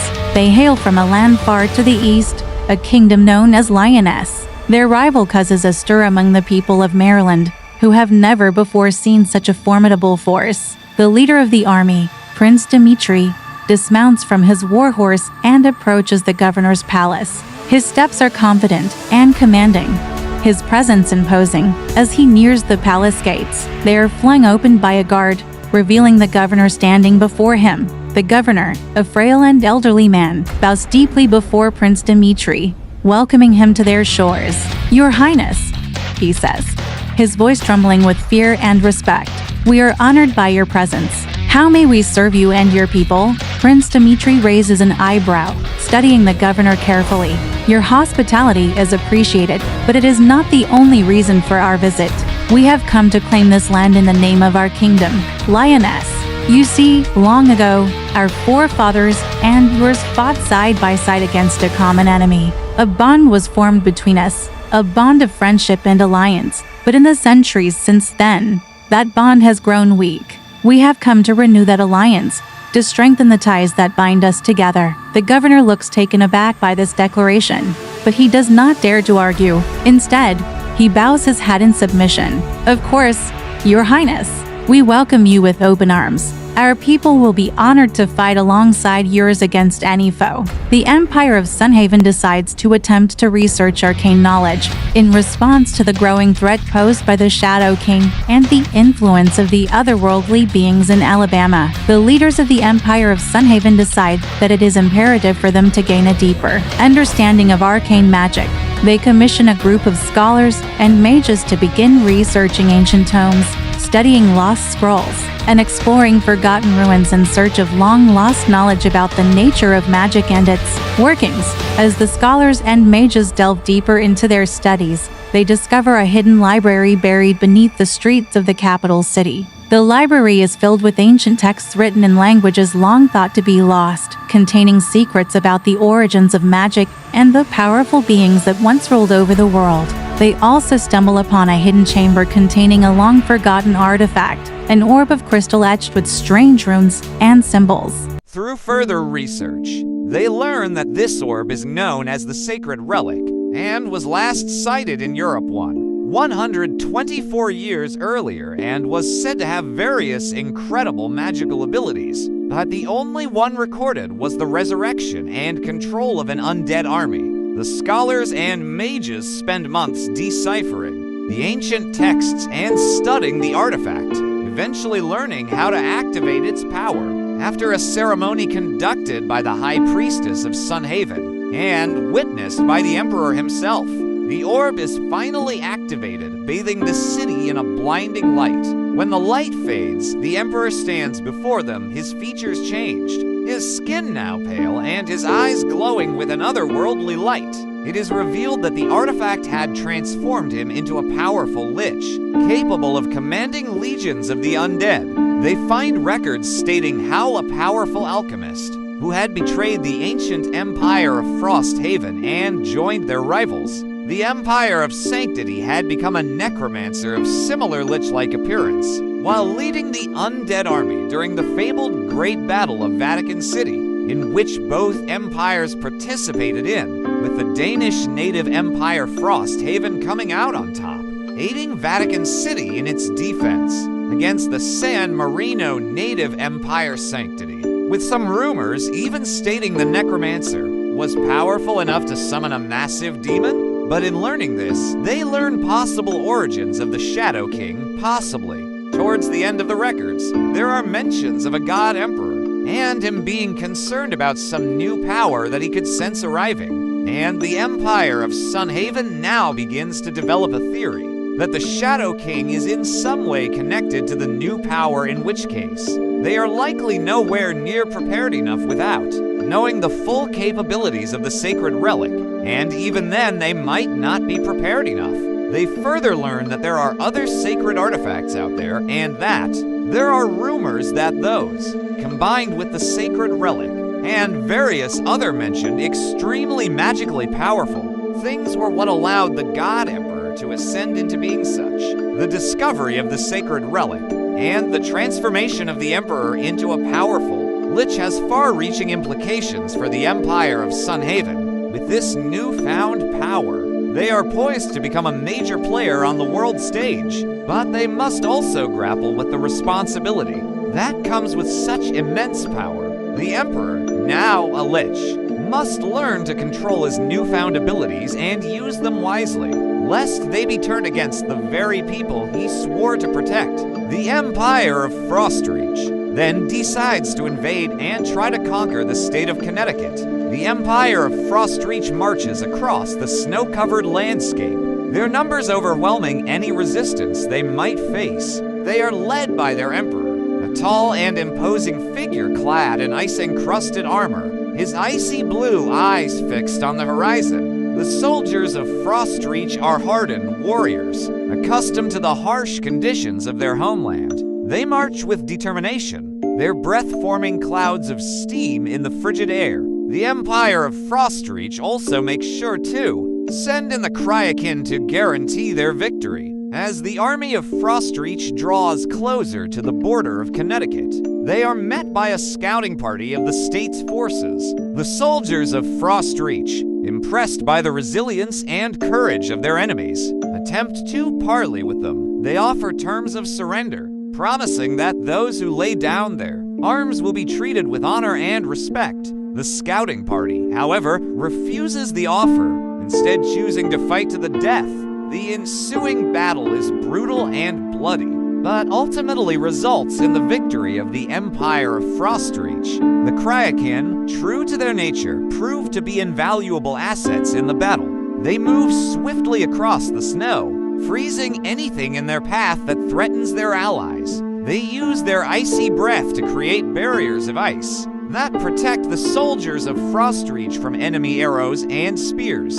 As the battle rages on, the Cryakin form a cohesive unit, working in tandem with the soldiers to carve a path through the Connecticution forces. The Emperor of Frostreach, pleased with the progress of his army, decides to lead a personal assault on the capital city of Hartford. He mounts his mighty ice dragon, a beast as cold as the heart of winter, and commands his army to follow.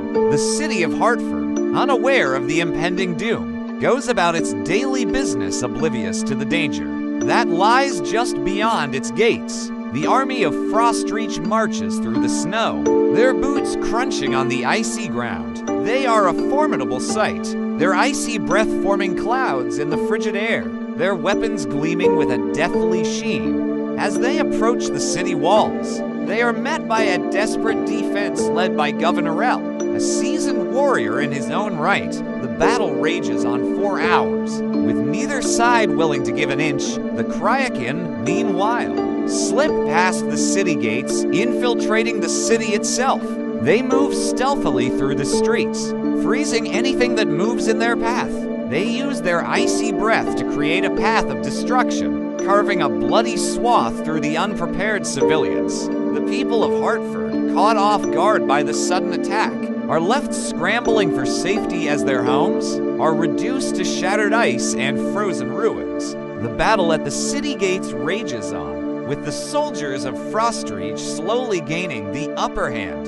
Governor Rell, realizing that the city cannot hold out much longer, orders a retreat. He gathers what remains of his forces and leads them through a secret underground tunnel that connects to a nearby river. The tunnel was constructed long ago as a means of evacuating the city in times of crisis, and now it proves its worth as the last of the Connecticution forces disappear into the darkness of the tunnel. The Emperor of Frostreach orders his army to pursue them. They follow the river, their boots splashing through the frigid water, until they reach the mouth of the tunnel. The Kryakin, meanwhile, have already infiltrated the tunnel, using their icy breath to light the way, and freezing any obstacles that stand in their path.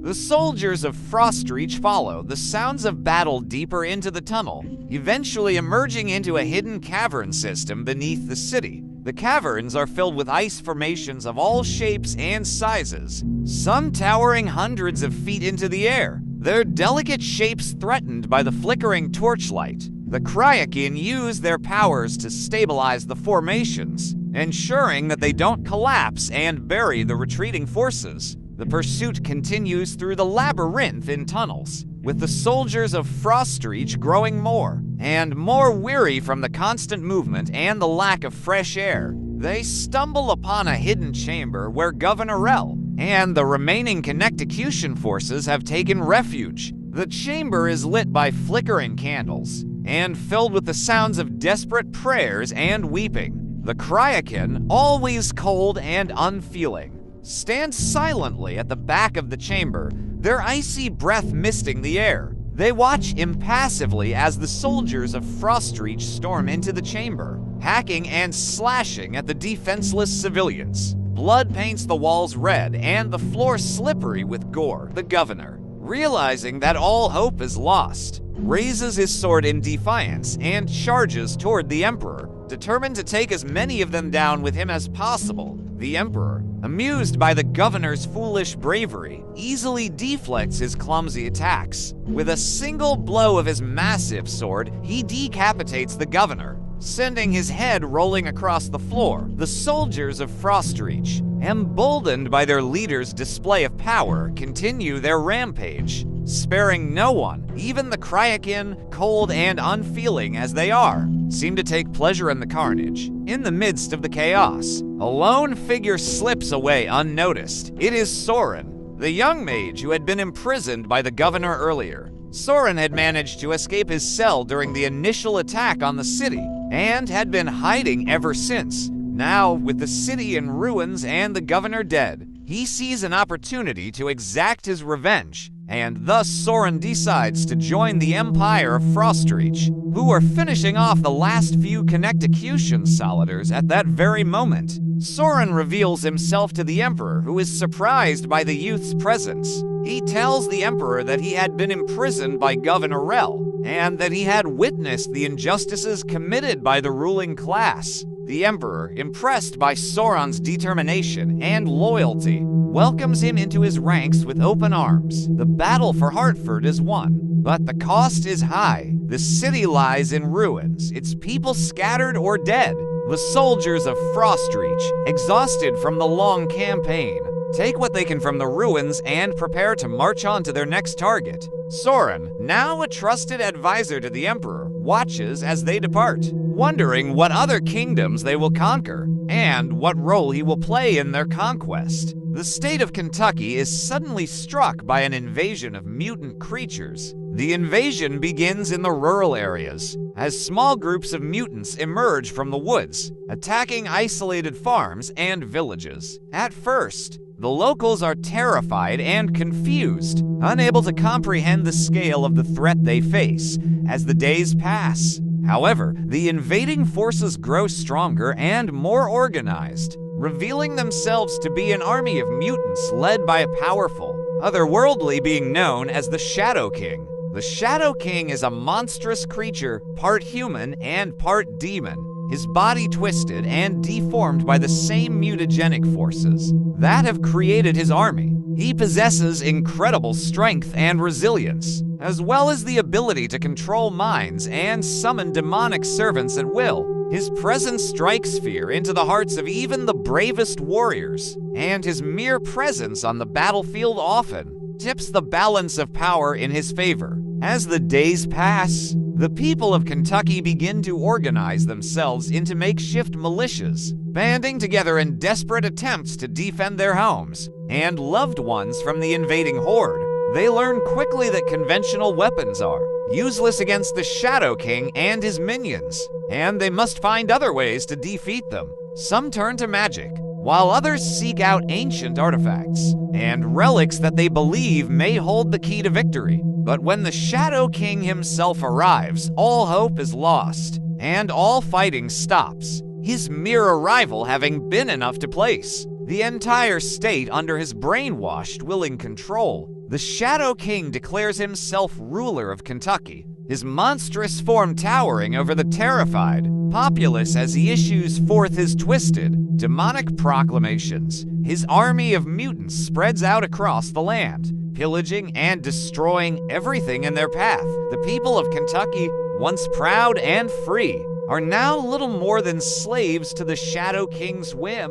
The Empire of Sunhaven decides to attempt to form a diplomatic alliance with the state of Delaware. Several emissaries are sent to Delaware bearing news of the Shadow King's rise to power in Kentucky and the Empire of Sunhaven's discovery of the sacred relic. They request that the state of Delaware join forces with them in an effort to counter the threat posed by the Shadow King and his army of mutants. The emissaries also offer their assistance in helping to defend Delaware, should the Shadow King decide to expand his conquests further east. Delaware's leaders gather in secret council to discuss the proposal from Sunhaven, while some are wary of trusting another empire, particularly one that has only recently revealed its own powerful magic and artifacts. Others point out that the threat posed by the Shadow King is grave and immediate. After much debate, it is decided that Delaware will enter into a tenuous alliance with Sunhaven, agreeing to share intelligence and military resources in the fight against the Shadow King. The Empire of Frostreach decides to invade and attempt to conquer the state of Rhode Island to finally unite the region of New England. Soren, the young mage who had joined their ranks, is eager to prove his worth and fight alongside them. He trains tirelessly, honing his magical abilities and learning new spells under the guidance of the Emperor's trusted advisors. As they march toward Rhode Island, Soren's skills and courage earn him a place among the elite forces of the Empire. The army of Frostreach crosses the border into Rhode Island, encountering stiff resistance from the local militia. The battle rages on 4 days, with neither side able to gain a decisive advantage. Finally, Soren, seeing an opportunity to make a difference, uses his magic to call down a massive hailstorm upon the enemy forces. The hailstones, as large as a man's fist, pummel the soldiers relentlessly, causing widespread devastation and confusion. The Emperor, impressed by Sauron's display of power and strategic thinking, promotes him to the rank of general with renewed strength and determination. The army of Frostreach presses forward, eventually capturing the capital city of Providence. The Emperor, now ruler of New England, declares it a new province of the Empire, with Soren as its governor. As Soren takes up his new role, he must navigate the complex web of political alliances and rivalries that exist within the Empire, as well as maintain order among the conquered people of Rhode Island. Part 6. Storm Dragon Arc State of California is suddenly struck by a thunderstorm. The storm is unlike anything the people of California have ever seen before. Lightning strikes seemingly at random, illuminating the sky in brilliant flashes, and thunder echoes through the land, shaking the very foundations of the state. Amidst the chaos, a strange creature emerges from the heart of the storm. It is a towering, winged beast, part eagle and part dragon, its scales shimmering like polished steel in the lightning's glare. The people of California, having never before encountered such a creature, name it the Storm Dragon. As the storm continues to rage, the Storm Dragon circles high above the state, its massive wings creating powerful gusts of wind that uproot trees and topple buildings. The people of California are terrified, not knowing what to make of this new threat. Some believe it to be a harbinger of doom, while others see it as a divine messenger sent to punish them for their sins. In the midst of the chaos, a small group of adventurers manages to track the Storm Dragon to its lair, deep within the heart of a mountain. They find the creature hoarding treasures and artifacts stolen from across the land, including a piece of the sacred relic. The adventurers realize that if they can reclaim the relic, they may be able to use its power to either control or destroy the storm dragon. A desperate battle ensues as the adventurers and the storm dragon clash high atop the mountain. The beast's claws and teeth are as sharp as swords, and its wings create powerful gusts of wind that threaten to send the adventurers hurtling to their doom. The adventurers manage to strike a blow against the storm dragon, wounding it, but it is clear that they cannot defeat it alone. The Empire of Sunhaven hears news of the battle with the storm dragon and decides to send reinforcements to aid the adventurers. A mighty army of soldiers and mages marches across the land, led by the Emperor himself, determined to put an end to the storm dragon's rampage and claim the stolen piece of the sacred relic. Meanwhile, the Shadow King's forces continue their relentless march across Kentucky, leaving a trail of destruction in their wake. The people of the state, now thoroughly subjugated, are forced to build massive temples and shrines in honor of the Shadow King, spreading his twisted doctrine of darkness and despair. As the Empire's spies report back on the situation in California, the Emperor decides to divert some of his forces to aid in the fight against the Storm Dragon. A group of elite shadow mages, trained in the darkest arts of necromancy and summoning, are sent forth to aid the adventurers and the remnants of the California army. The Shadow King, pleased with the progress of his invasion, begins to focus his attention on the southern states. He sends out a proclamation promising freedom and prosperity to those who will willingly submit to his rule, while those who resist will face utter destruction. Many are drawn in by the false promises, while others see the writing on the wall and choose to flee westward, hoping to find sanctuary in the untouched territories of Arizona or New Mexico. The elite shadow mages arrive at the mountain base, ready to aid the adventurers in their battle against the storm dragon.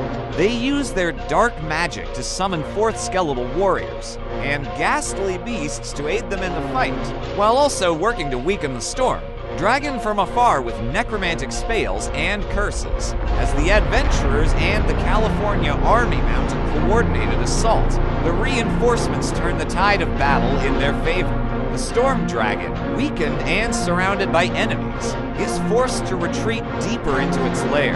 The adventurers, the California army, and the shadow mages pursue it, fighting their way through treacherous tunnels and ancient ruins. After a long and arduous battle, they finally corner the storm dragon atop a pinnacle of rock, high above a bottomless chasm. The Emperor of the Empire of Sunhaven arrives at the mountain base, with the main force of his army ready to support the adventurers and the California army in their final assault on the storm dragon. The Shadow King, sensing the threat posed by the combined forces, sends his most powerful servants and minions to aid the storm dragon in its last stand. The final battle is epic in scale, as the forces of good and evil clash high atop the mountain. The air is thick with the cacophony of battle cries, spells, and the beating of wings. The storm dragon, its strength sapped by the elite shadow mage's necromantic magic, struggles valiantly against the onslaught. But it is clear that the tide has turned. But then the Shadow King's servants arrive to aid the storm dragon. The battle becomes even more desperate as the forces of evil begin to gain the upper hand. The elite shadow mages, exhausted from their previous efforts, are forced to fall back, and the reinforcements from the Empire of Sunhaven find themselves caught in the crossfire. The storm dragon, emboldened by its newfound allies, launches a fierce counterattack, driving the adventurers and the California army back. The Emperor, realizing the dire situation, orders his forces to fall in around the adventurers and the California army, forming a protective barrier. The soldiers and mages of the Empire fight valiantly, holding the line against the storm dragon and its allies. The Shadow King, sensing the opportunity, prepares to make a decisive strike. But before he can act, a lone figure appears from the ranks of the adventurers. It is a legendary figure, clad in ancient armor and wielding a sword forged in the fires of legend. The figure, known only as the Last Champion, begins to fight its way through the ranks of the Storm Dragon's forces. The Shadow King, recognizing the threat posed by this newcomer, sends his strongest minions to stop him. The last champion battles valiantly, single-handedly turning the tide of the battle. The Storm Dragon, realizing that it is losing ground, decides to make a desperate gamble. It flies high into the air, leaving the battlefield momentarily, and begins to gather energy from the ley lines.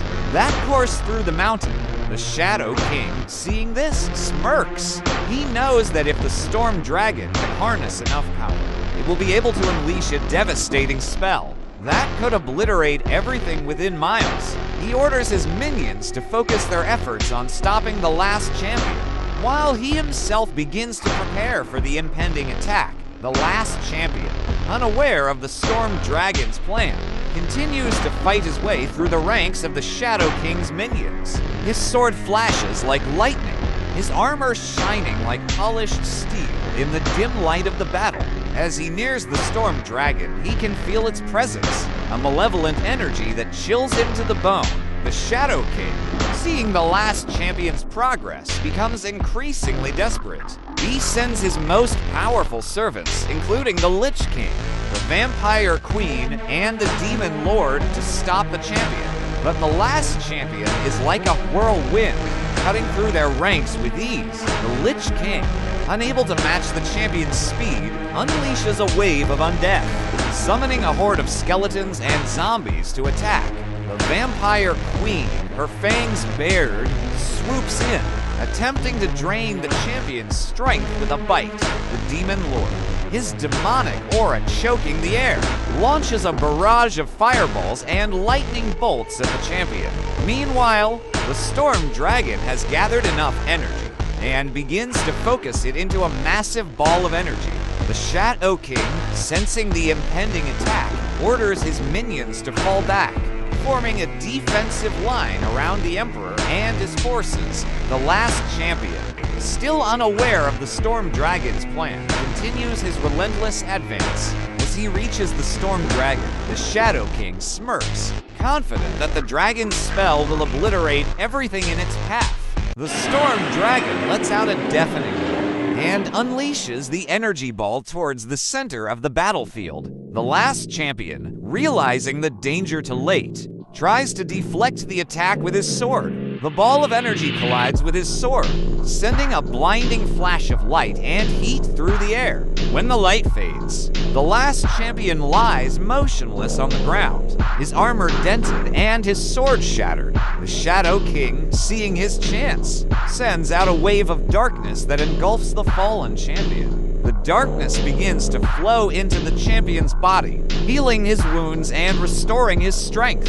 As the champion rises to his feet, he feels a newfound connection to the darkness. His body now tingling with power, he turns to face the Shadow King, his eyes glowing with a sinister light. The Lich King, seeing the champion's transformation, realizes that he has been outmatched. He flees the battlefield, seeking refuge in his tomb deep within the mountains. The Vampire Queen, enraged by the loss of her servant, swoops down, fangs bared, ready to claim the champion as her own. But the champion, now under the influence of the Shadow King, repels her, driving her away with a wave of darkness. The Demon Lord, seeing the power the champion now wields, is both intrigued and afraid. He decides to wait and observe, biding his time until the champion's allegiance is clear. The Shadow King, pleased with the champion's newfound loyalty, grants him the title of Dark Lord, entrusting him with command over the remaining minions. The Storm Dragon, exhausted from its exertion, hovers above the battlefield, watching the events unfold. It senses the shift in power and influence, and decides to remain neutral for now, content to bide its time until the balance of power once again tips in its favor. The newly crowned Dark Lord, the champion now known as the Dark Lord, surveys his domain with a satisfied smile. He can feel the weight of the Shadow King's trust upon his shoulders, and he intends to use that power to shape the world according to his will. His first order of business is to consolidate his rule, eliminating any potential threats and rivals. The Vampire Queen, enraged by her failure to control the champion, retreats to her domain, plotting her revenge.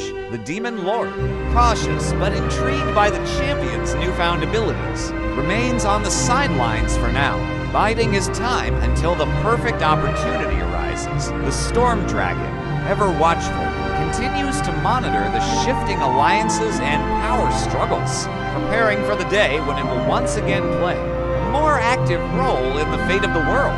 As the Dark Lord begins his reign, he immediately sets about strengthening his position. He forms new alliances with other powerful entities, such as the Lich Queen and the Necromancer King, who see in him a potential rival to the Shadow King's former dominance. He also seeks out ancient artifacts and lost knowledge, hoping to further increase his already formidable power. The Empire of Sunhaven, following that incident in relation to the Shadow King, decides to attempt to further research arcane magic in an attempt to gain more answers about the past and about the Empire of Frosthaven and the Empire of Sanctity. The Demon Lord, seeing this as an opportunity, decides to aid the Empire of Sunhaven in their research in exchange for information about the other empires and possibly a more advantageous alliance. He sends one of his most cunning and powerful demons, known as the Grand Inquisitor, to act as an advisor to the Emperor and his court. Meanwhile, the Shadow King continues to consolidate his power, forming an uneasy alliance with the Storm Dragon, who sees the potential for chaos and opportunity in this new balance of power. The two beings strike a deal. The Storm Dragon will aid the Shadow King in his endeavors, in exchange for the freedom to wreak havoc upon the world as it sees fit. Meanwhile, the Empire of Sunhaven attempts to further research arcane magic in an attempt to gain more answers about the past, and the Empire of Frosthaven and the Empire of Sanctity, the Shadow King, growing weary of the Storm Dragon's unpredictability, forges a new alliance with the Shadow Queen, who holds the key to unlocking ancient necromantic rituals that could potentially grant immortality to the Shadow King and solidify his reign forever. The Empire of Sunhaven, aided by the Demon Lord's Grand Inquisitor, successfully uncovers ancient knowledge about the Shadow King's true origins, revealing him to be a fallen hero from a long-forgotten age, cursed to walk the earth as a shadow of his former self. They even discover him to have formerly been the necromancer of the Empire of Sanctity, who had his powers stripped from him by the Emperor of Frosthaven after the Great Battle of Vatican City. The Empire of Frostreach then decides to attempt to forge an alliance with the Lich King, who has since gone off and began to act on his own from his tomb within the mountains. And thus the Empire of Frostreach decides to attempt to forge an alliance with the Lich King.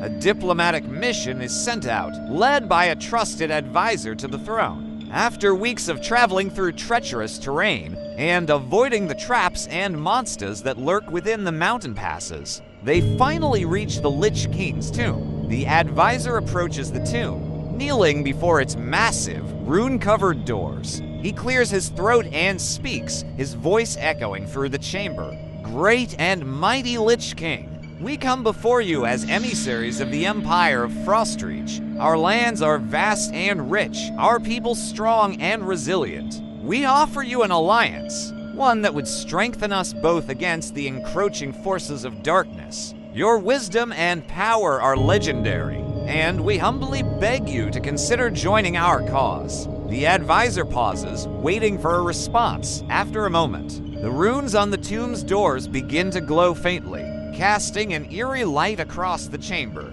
The air grows still and cold, and the silence is broken only by the sound of the Lich King's sepulchral voice. Your words are intriguing. Emissary of the Empire of Frostreach, your people have built a great civilization in the face of adversity, and your offer of alliance is not without merit. However, I must ask, what is it that you propose? Do you seek merely a mutual defense pact against common enemies? Or do you wish for me to relinquish my autonomy and submit to your rule? The advisor is concerned for a moment, but comes up with a clever way to word it. Well, I wouldn't consider it as you relinquishing your autonomy and submitting to our rule, but we also wouldn't consider it as us relinquishing our autonomy and submitting to your rule. We would rather consider it as us both relinquishing our autonomy and submitting to each other's rule, neither holding the advantage in power. Think of it more as a union between powerful equals to gain an advantage. The advisor pauses, considering his words carefully. The Lich King's tomb remains silent, but the runes continue to glow with an unnatural light.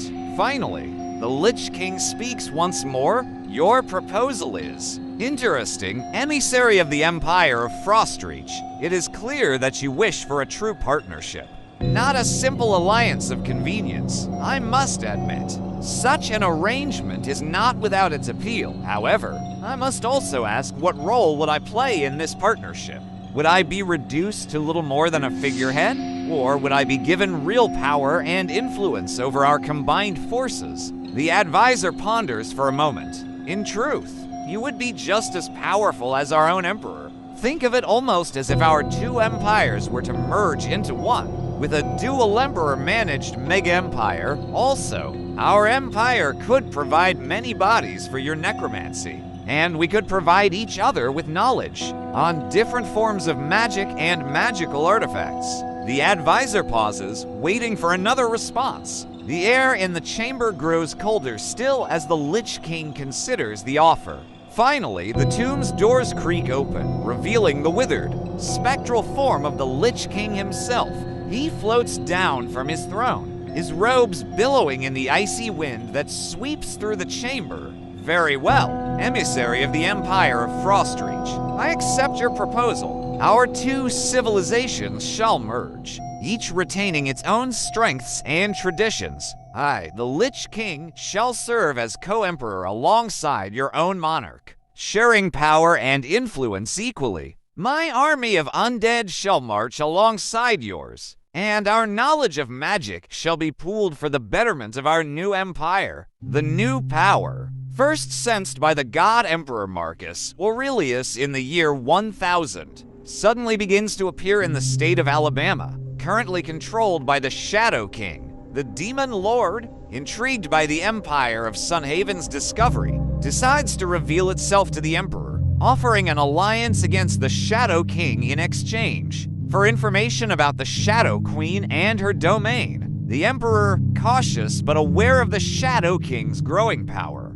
agrees to the alliance. Meanwhile, the new power, first sensed by the god Emperor Marcus Aurelius in the year 1000, suddenly begins to appear in the state of Alabama, which is currently controlled by the Shadow King. The people of Alabama, already exhausted by the eternal struggle against the Shadow King, are at first confused and disoriented by the presence of this new force. Some believe it to be a sign of divine intervention, sent by the gods to liberate them from their dark oppressor. Others, more skeptical, view it as another trick by the Shadow King, a ruse to lure them into a false sense of security. But suddenly, the new power begins to form into a figure, one of darkness, currently hidden by shadows slowly fading to reveal it. A being beyond even the Shadow King, one comparable in power to even the god Emperor Marcus Aurelius himself, who had ascended from this realm over 1,000 years ago.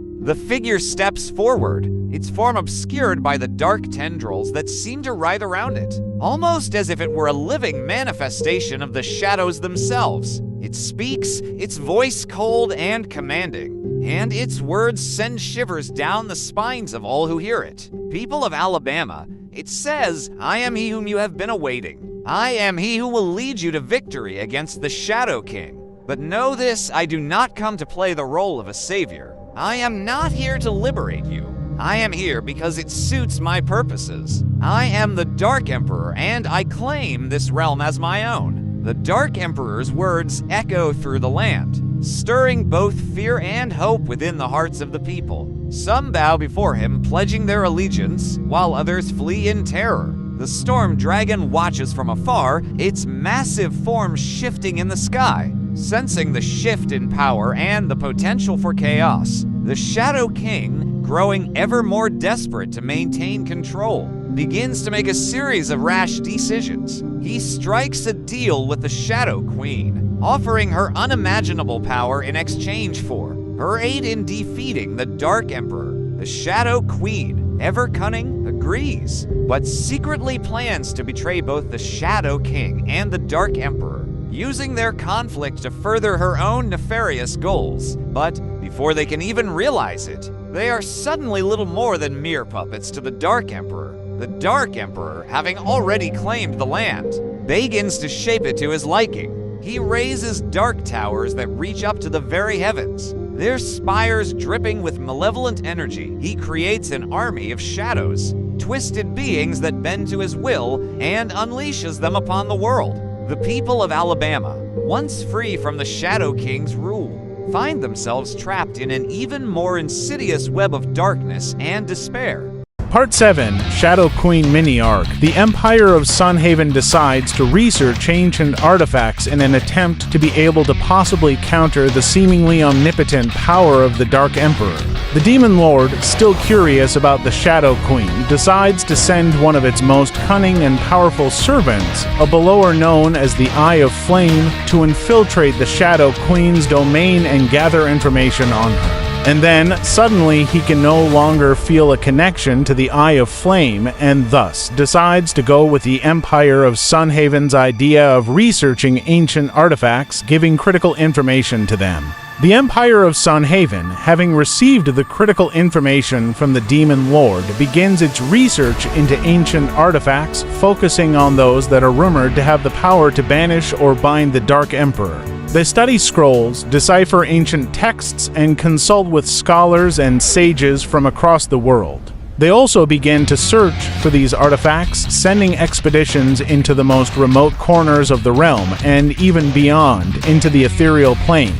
The Demon Lord reveals to them that the sacred relic that they have is in truth only the core of it, and that the sacred relic shard they found being guarded by the Storm Dragon was actually an sacred artifact, a piece of the actual sacred relic, which, when fully completed, is the only thing possibly capable of countering the Dark Emperor, considering his power had even God Emperor Marcus Aurelius concerned, and that they haven't the slightest clue how major that truly is, so they must collect the rest of the sacred artifacts, and do a ritual involving them, the main core of the sacred relic, and multiple beings and objects of sufficient and significant magical and arcane power. The Empire of Sunhaven, now more determined than ever to bring peace and freedom back to Alabama, begins an extensive search for the remaining sacred artifacts. They send emissaries to foreign lands, offering alliances and resources in exchange for aid in their quest. They also commission the greatest mages and sorcerers in their realm to scour ancient texts and lore for any information that might lead them to the location of the missing artifacts. The Demon Lord then reveals that the thing they thought was the sacred relic was merely the most major sacred artifact, and that the actual core sacred relic is in the temple churchdom of God Emperor Marcus Aurelius in San Marino, the original core of the Empire of Sanctity, the Empire of Sunhaven. Emboldened by this newfound knowledge and their alliances with other kingdoms and organizations, launches a massive operation to locate and retrieve the remaining sacred artifacts. Their agents scour the world, searching in every nook and cranny, digging through ancient ruins and exploring forgotten caverns. They cross paths with other factions also seeking the artifacts, leading to tense standoffs and daring heists. Meanwhile, the Demon Lord continues to secretly aid the Empire, providing information and resources when needed. The Eye of Flame, the follower sent to infiltrate the Shadow Queen's domain, manages to gather valuable intelligence about her plans and weaknesses. This information is relayed back to the Empire, allowing them to adjust their strategy and prepare for any potential confrontations with the Shadow Queen. But they are all shocked to learn that the Shadow Queen is now, just like the Shadow King, merely a puppet to the Dark Emperor. The Empire of Sunhaven, now more determined than ever, continues their quest to retrieve the remaining sacred artifacts. They send their most trusted agents to San Marino to retrieve the core sacred relic from the temple churchdom of God Emperor Marcus Aurelius. The operation is difficult and dangerous, as they must navigate the treacherous politics of the Empire of Sanctity and face the guardians of the temple, who will not give up their sacred charge without a fight. Meanwhile, the Demon Lord, through the Eye of Flame,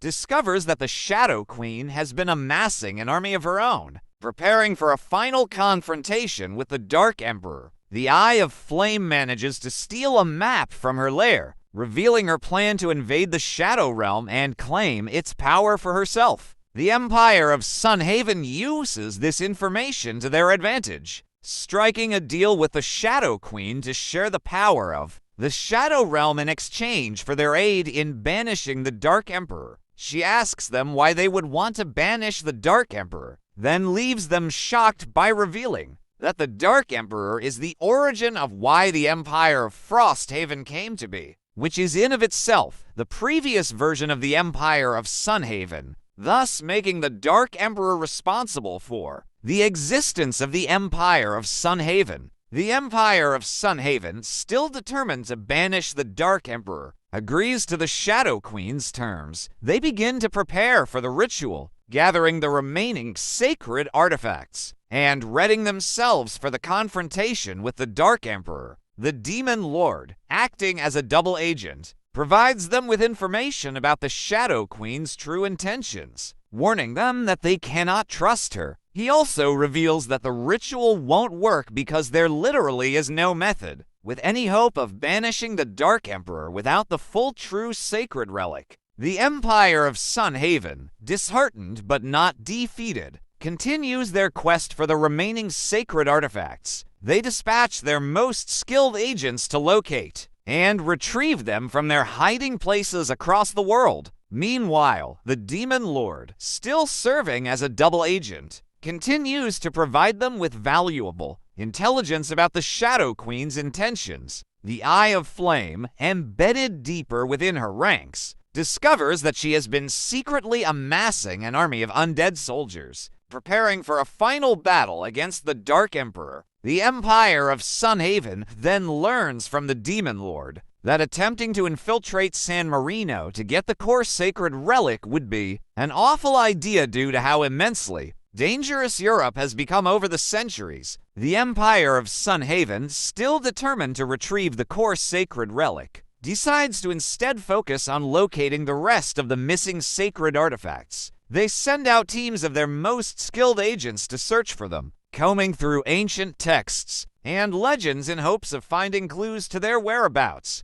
Part 9. The Conflict Shadow, one of the 3 break-off states from the Empire of Sunhaven, is struck by a disastrous hurricane. The hurricane, named Hurricane Eldrick, strikes the Shadow with unprecedented force. Winds gust up to 250 kilometers per hour, causing widespread damage to the already fragile infrastructure. The storm surge floods low-lying areas, forcing millions to evacuate their homes and seek higher ground. Power lines are toppled, roads are washed away, and buildings are reduced to rubble. The Shadow government, already weakened by internal strife and external threats, is overwhelmed by the disaster. Its emergency response systems are inadequate, and many of its leaders are killed or injured in the storm. The survivors are left to fend for themselves, scrambling to find food, shelter, and medical care. As the world begins to learn of the devastation wrought by Hurricane Eldrick, aid begins to pour in from allied nations and international relief organizations. The Empire of Sunhaven, still reeling from the loss of the Shadow, must now balance its own needs with the urgent task of providing aid to its former sister state. The Demon Lord, now the de facto leader of the Empire, mobilizes his forces to help with the recovery effort. He dispatches his most trusted agents to San Marino to investigate the possibility of safely retrieving the core sacred relic.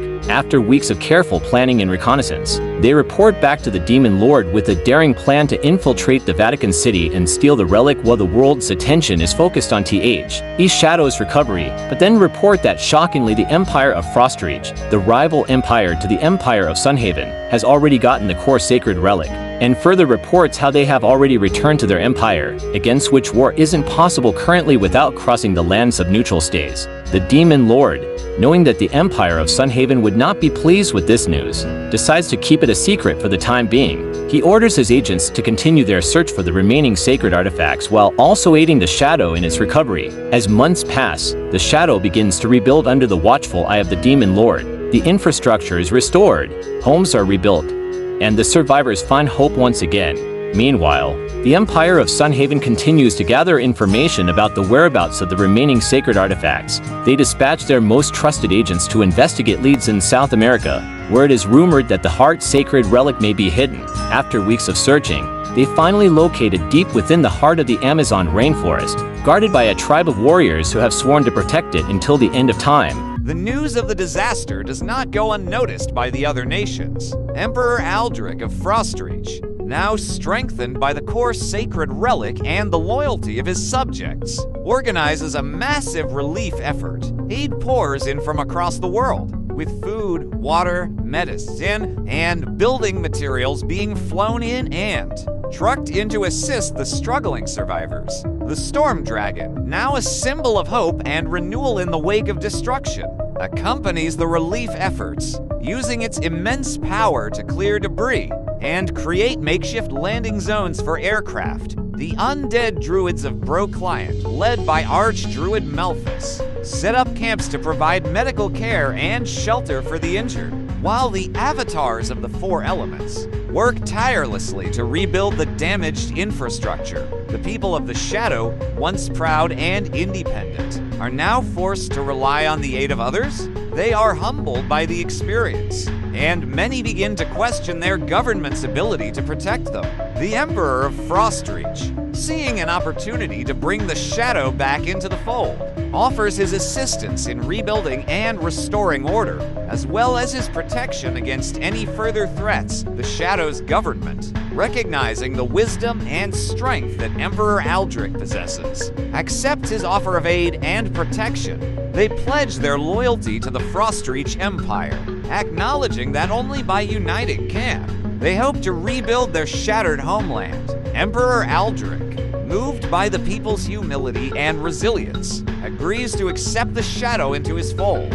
He appoints a new governor, a trusted advisor who has proven himself loyal and capable during the relief efforts. The governor, grateful for the opportunity to serve, vows to rebuild the Shadow stronger and more resilient than ever before. The Empire of Sunhaven decides to attempt to research ancient artifacts hidden beneath ruins. They attempt to find in a lost city.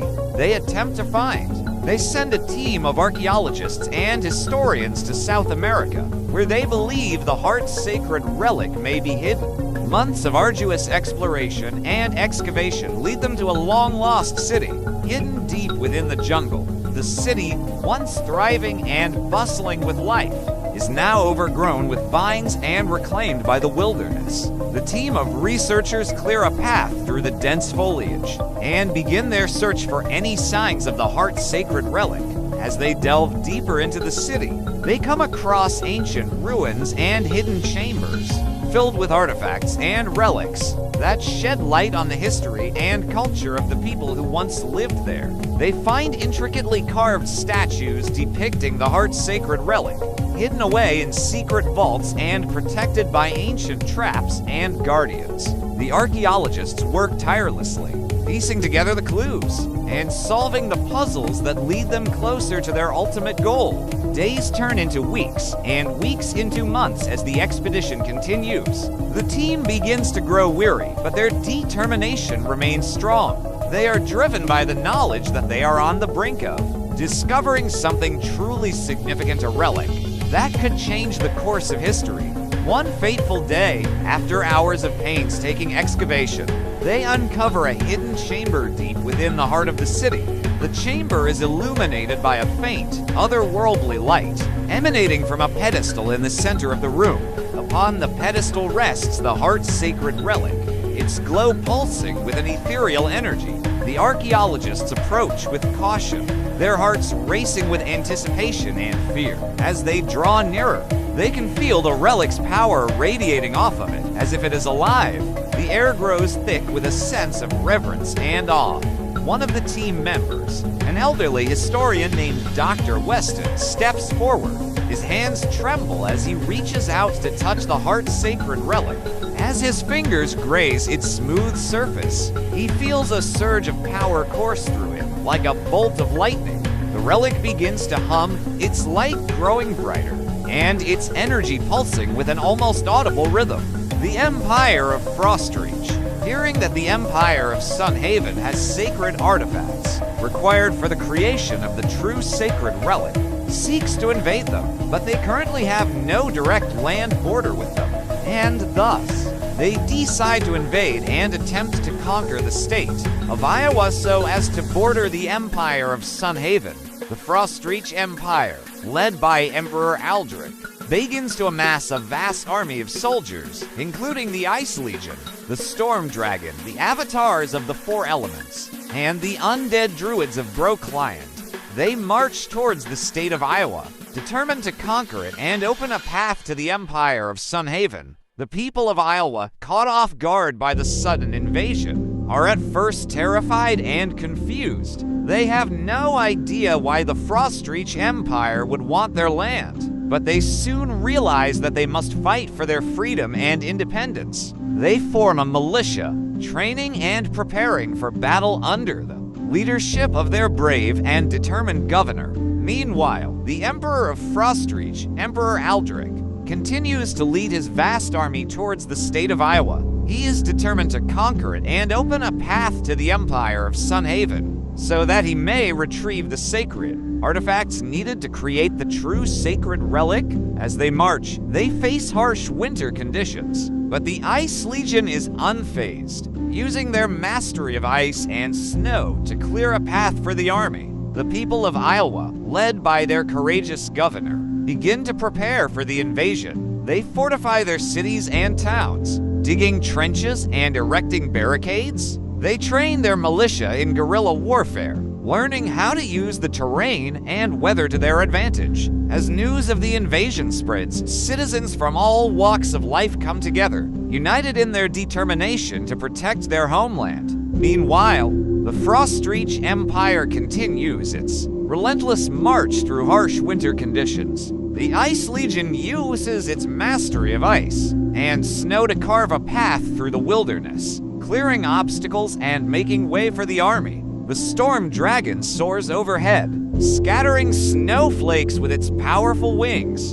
and clearing a path for the advance of the ground forces. The Avatars of the Four Elements use their elemental powers to maintain morale and keep the army warm, while the Undead Druids of Brokland tend to the wounded and prepare medicines to heal the injured soldiers. As they approach the borders of Iowa, the Frostreach forces spot signs of resistance. The militia of Iowa has been mobilized and is prepared to defend their homeland. Emperor Aldrich, seeing the determination in their eyes, knows that this will not be an easy conquest. He orders his most experienced generals to devise a strategy that will guarantee their victory without causing unnecessary bloodshed. Meanwhile, the people of Iowa continue to fortify their positions and train their militia. The governor, inspired by the stories of the Shadow's survival and rebirth, addresses her soldiers, reminding them of their resilience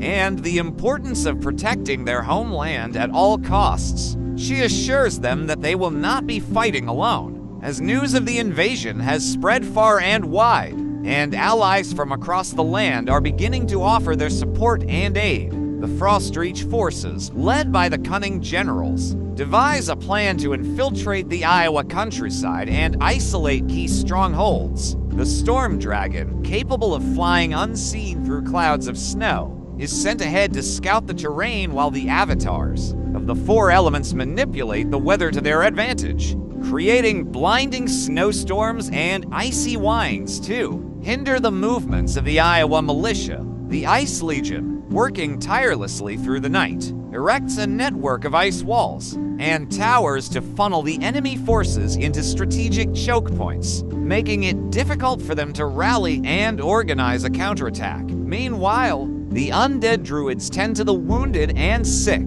using their knowledge of herbs and potions to keep the soldiers fighting fit. They also communicate with the spirits of the land, learning the weaknesses of the Iowa defenses, and relaying this information to the commanders. The Emperor himself, mounted on his fearsome ice dragon, flies overhead, observing the progress of the army and issuing orders to his generals. Emperor Aldrich, not wanting any bloodshed, simply uses the core sacred relic to make the entire population of the state of Iowa loyal to him, winning the war without drawing a single drop of blood. The people of Iowa, now loyal to the Frostreach Empire, are shocked at the power of the core sacred relic.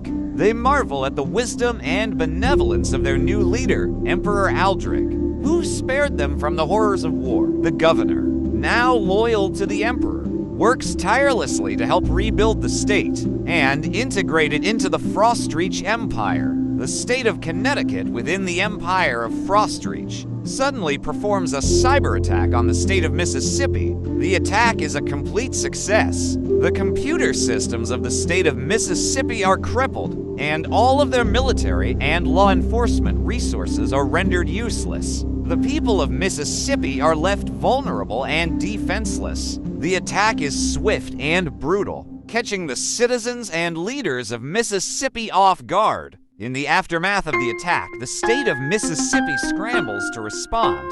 They attempt to restore their computer systems and bring their military and law enforcement back online.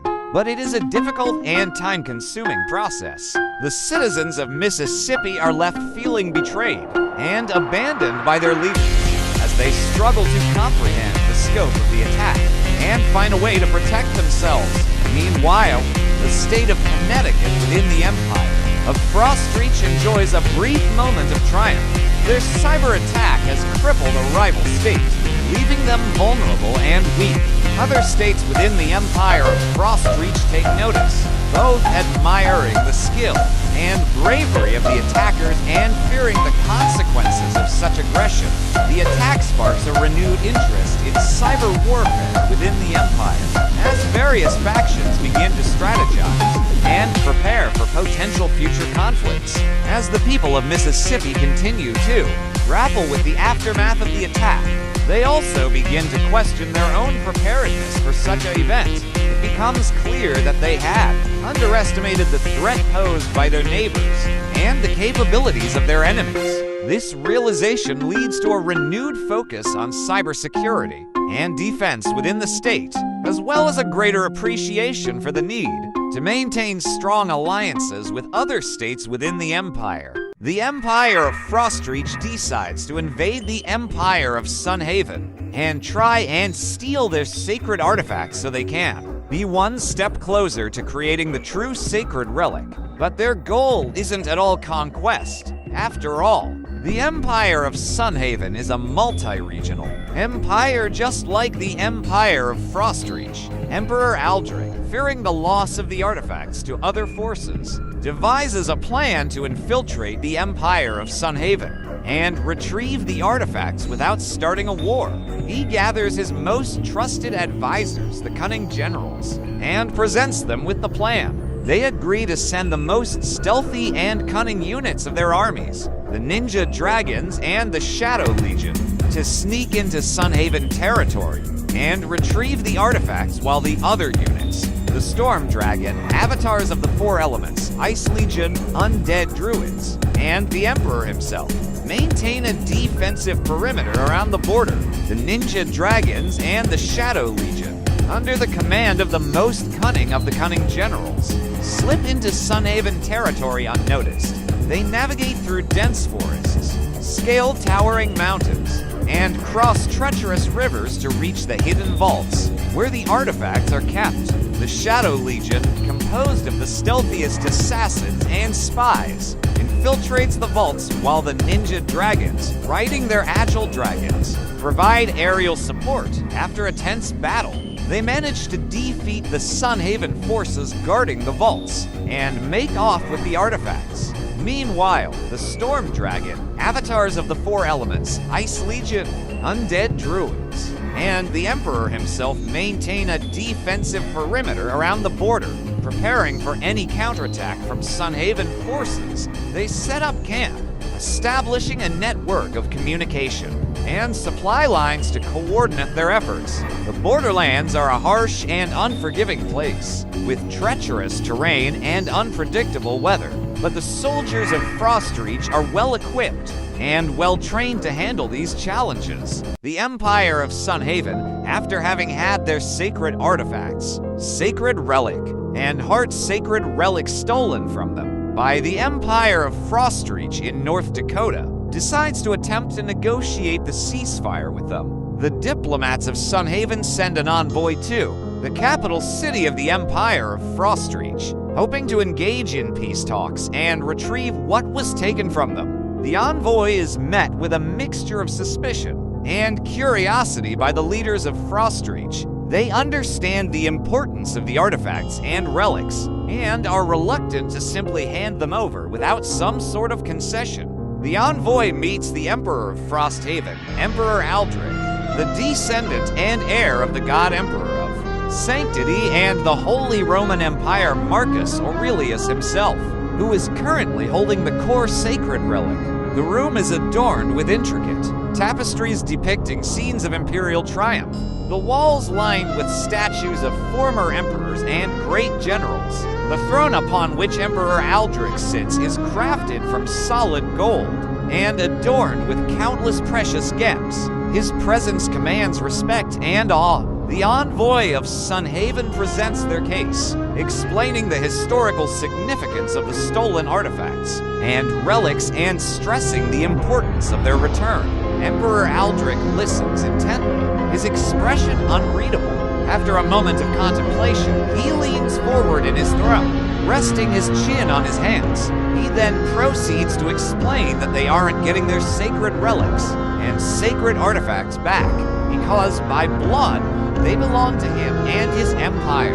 Emperor Aldrich continues, "My ancestor, the God Emperor of Sanctity and the Holy Roman Empire, Marcus Aurelius himself, who I am currently holding the core sacred relic for, entrusted me with the caretaking of these artifacts and relics. They were meant to be a symbol of unity, not a tool of division. By stealing them, you have brought nothing but strife and turmoil upon yourselves." He then continues talking, beginning to berate and belittle the Empire of Sunhaven. Also, your empire carries the blood of the Empire. My ancestor used the true sacred relic to defeat. You aren't worthy to even lay your eyes upon them, let alone touch them, let alone possess them. Emperor Aldrich's voice booms through the room, echoing off the walls. The envoy of Sunhaven winces at the words, feeling a mix of anger and frustration rising within them. They attempt to maintain their composure, but it's becoming increasingly difficult. Your words, Emperor Aldrich, only serve to further illustrate your unfitness to hold such sacred artifacts and relics. The envoy says, their voice steady despite the turmoil within. You have twisted their true meaning and intent.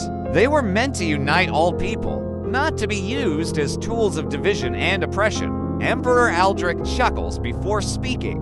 Yes, under my ancestors' empire and mine, the successor of it. Not the empire it was used to defeat, nor yours. The descendant of that wretched empire. Emperor Aldrich pauses for a moment, leaning back in his throne, studying the envoy of Sunhaven intently. You speak of unity, of bringing people together, of peace. Yet, your actions speak otherwise. You have attacked our lands, stolen what does not belong to you, and sought to start a war. Tell me, what kind of peace do you truly seek? Emperor Aldrich pauses for a moment before beginning to yell out his next words. I stole what is rightfully mine from your empire. The ones who truly stole them are your empire. And don't even think of declaring war, or I will repeat what my ancestor did, and use them to dissolve your empire, and bring it all rightfully under my control. Emperor Aldrich's voice booms out in rage. The envoy of Sunhaven, taken aback by the Emperor's anger, struggles to maintain their composure. They take a deep breath, trying to calm themselves before responding. Your words, Emperor Aldrich, only serve to further illustrate your twisted understanding of history and the true intent of these artifacts.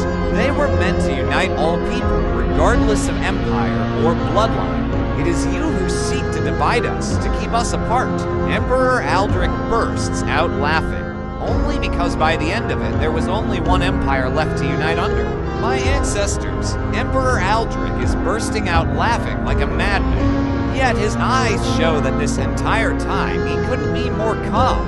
Oh, please, spare me the sob stories and the victim complex. It's not like your empire was the one that got to keep the relics after your ancestors' empire was disbanded. Aldrich says between bouts of laughter, and don't you dare say that I'm trying to divide you. It's your own damn fault that you attacked us and started this whole mess. If you had just left things as they were, none of this would have happened. Emperor Aldrich finally composes himself, his face turning serious. Now, I suggest you take this message back to your emperor.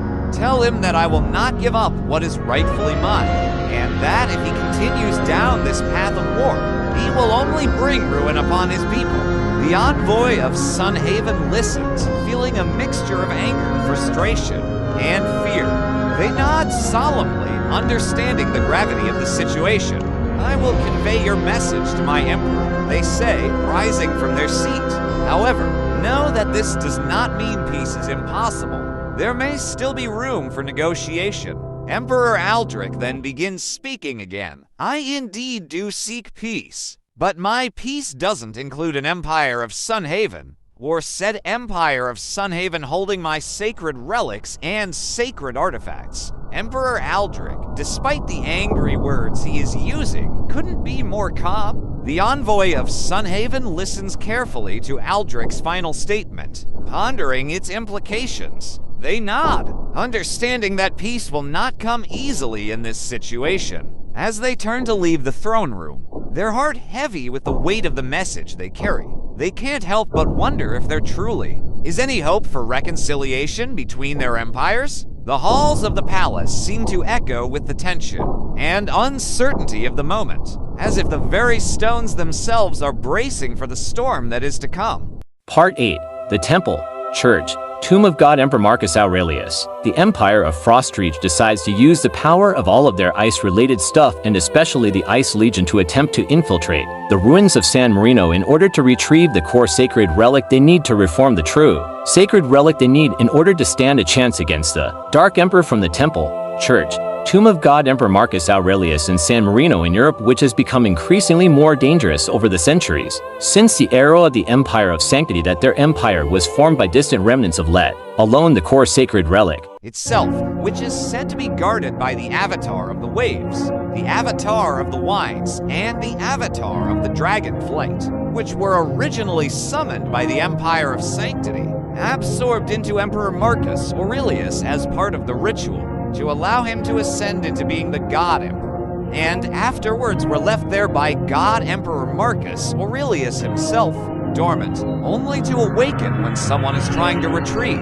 the core sacred relic he placed them there to guard, the avatars being physical embodiments of the elements themselves, the Avatar of the Waves being the embodiment of the elemental forces of water and earth, the Avatar of the Wines being the embodiment of the elemental forces of fire and air, and the Avatar of the Dragonflight being the embodiment of the elemental forces of gold and air and possibly also fire, earth and water. All of the avatars are over 100 feet tall. Their forces begin their march towards the continent of Europe, crossing the great oceans in a massive armada of ice ships, ice dragons, and other ice-themed military vehicles, while the Ice Legion spearheads the expedition. carving a path through the icy wastes towards the ruins of San Marino. The storm dragon, sensing the approaching threat, takes to the skies, flying ahead to scout the ruins and report back to the Empire of Frostreach. The forces of the Empire of Frostreach make landfall on the shores of Europe,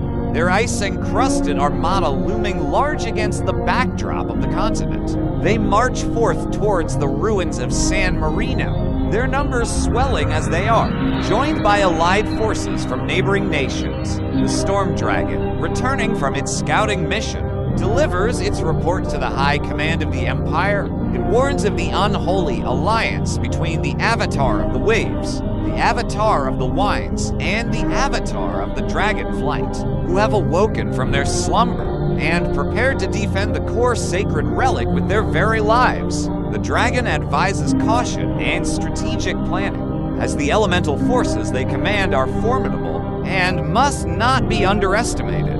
The Empire of Frostreach heeds the Storm Dragon's warning and begins to plan its attack.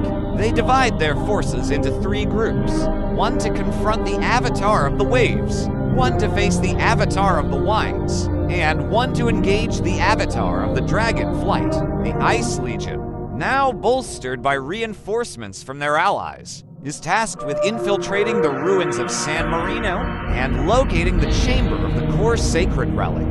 They are thankful that they have an elemental being of their own to aid them, that being the Storm Dragon, the weakened version of the ancient and legendary storm Leviathan, originally summoned by the Empire of Frosthaven amongst 3 other legendary beings, all for naught against the god Emperor Marcus Aurelius, whose descendant is the Emperor of the Empire of Frostreach. The first group of soldiers, led by the best ice mages and general, advances towards the ruins of San Marino slowly and methodically, using their powers to carve a path through the ice and snow, while their archers, mounted on the backs of ice dragons, keep a lookout for any signs of the Avatar of the Waves. The second group, led by the most skilled wind mages and general, follows a parallel course, using their elemental magic to harness the power of the wind to propel them forward, while their cavalry, riding on the backs of ice horses,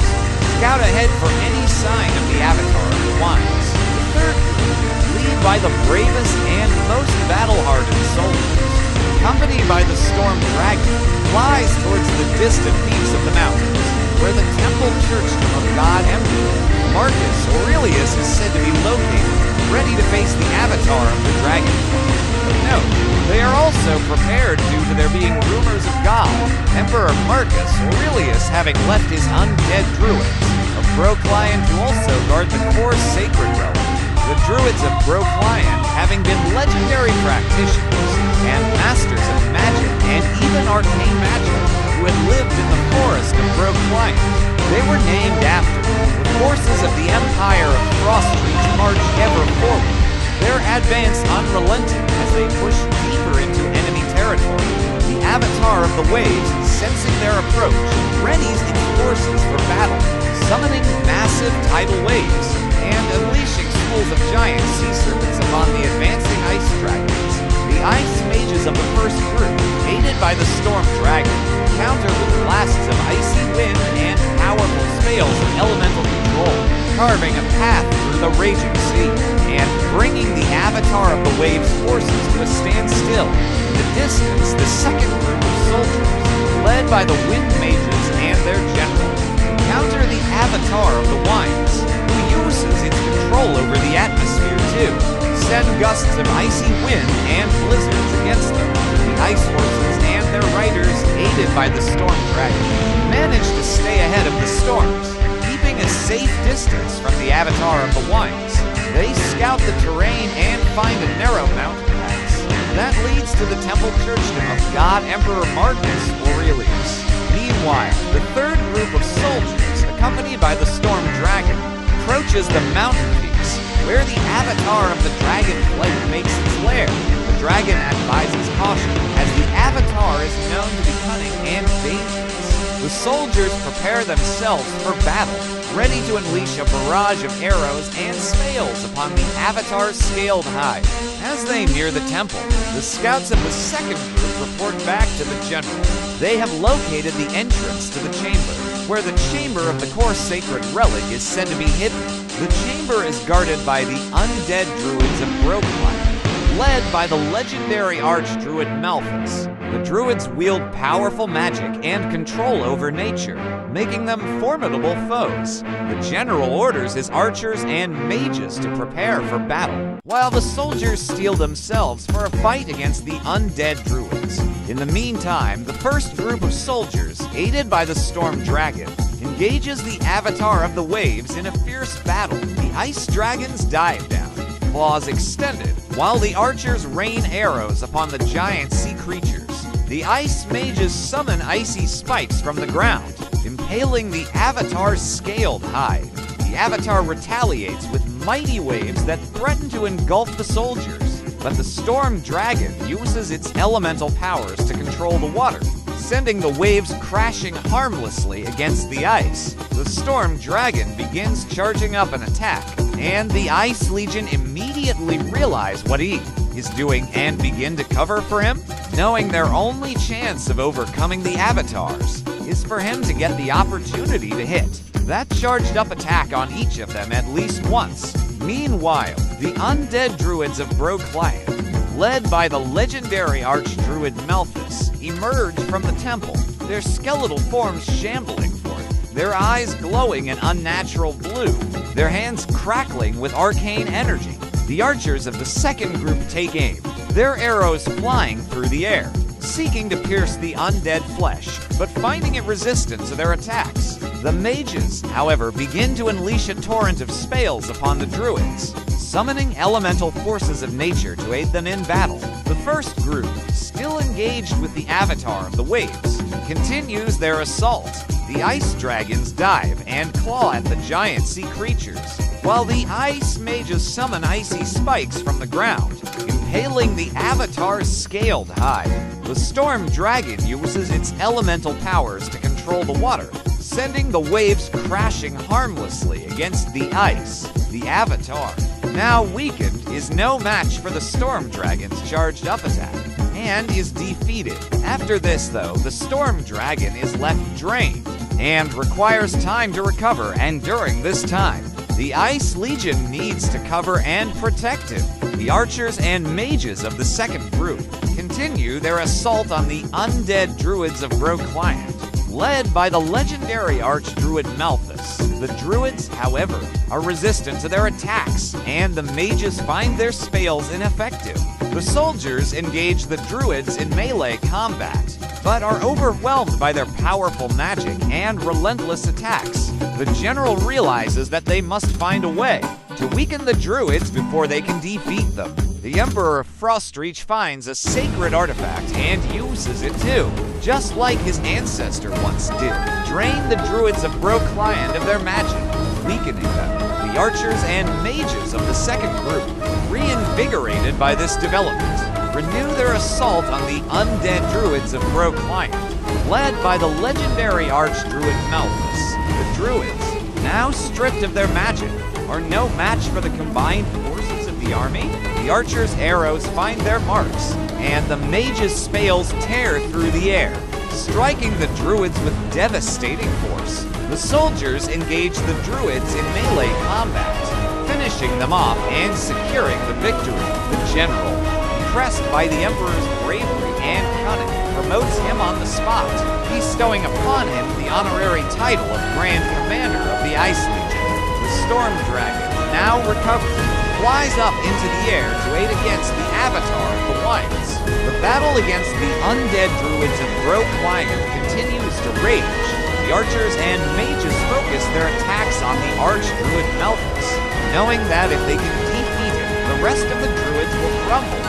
The soldiers engage the druids in melee combat, using their training and weapons to try and overcome the undead warriors. The storm dragon, now recovered, soars through the air, using its elemental powers to control the winds to aid the soldiers in battle. It lets out a mighty roar, causing the druids to momentarily lose focus and stumble. The ice mages and dragons continue their assault on the avatar of the winds, using their elemental powers to weaken it further. The storm dragon then once again begins charging up his attack to use to defeat the avatar of the winds. The battle against the undead druids of Broclion continues to rage. The archers and mages focus their attacks on the archdruid Malthus, knowing that if they can defeat him, the rest of the druids will crumble. The soldiers engage the druids in melee combat, using their training and weapons to try and overcome the undead warriors, just as the storm dragon is about to deliver the final blow to the avatar of the winds. The Ice Legion's mages are suddenly overwhelmed by a surprise attack from the druids, who have managed to steal their spellbooks and use their knowledge against them.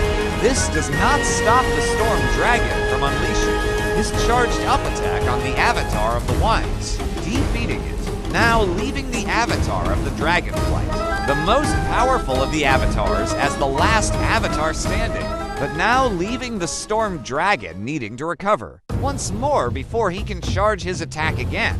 The battle against the undead druids of Broclion rages on, as the archers and mages continue to focus their attacks on the archdruid Malthus, hoping to defeat him and break the back of the druid resistance. The soldiers fight valiantly, pressing their advantage against the druids, but find it difficult to make any significant progress. The storm dragon, now recovered from its battle with the avatar of the winds, begins to circle above the battlefield, observing the ebb and flow of the fight between the Ice Legion and the undead druids of Broclion.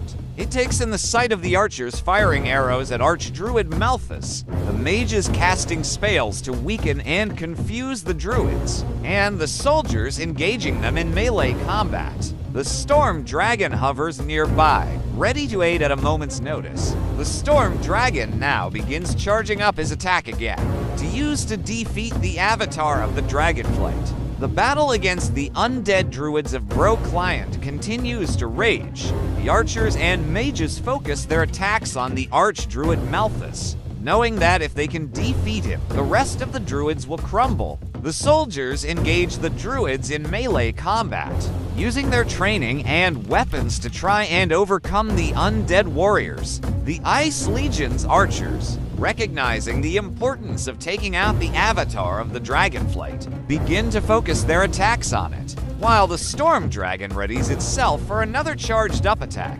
Meanwhile, the soldiers continue to fight bravely against the undead druids of Broclion, using their skills and training to try and overwhelm the druids in melee combat. The mages, having recovered from the druids' earlier surprise attack, renew their assault on the avatar of the dragonflight, using their combined elemental powers to weaken it further. As the storm dragon finished charging up its attack, it lets out a deafening roar, unleashing all of its power upon the avatar of the dragonflight. The ice mages and dragons join in, using their elemental magic to amplify the storm dragon's attack. The avatar of the dragonflight, already weakened by the Ice Legion's assault, is no match for the combined might of the storm dragon and its allies. With a thunderous crash, the avatar is defeated, leaving only the archdruid Malthus standing as the last of the druids. The battle against the undead druids of Broclion continues to rage.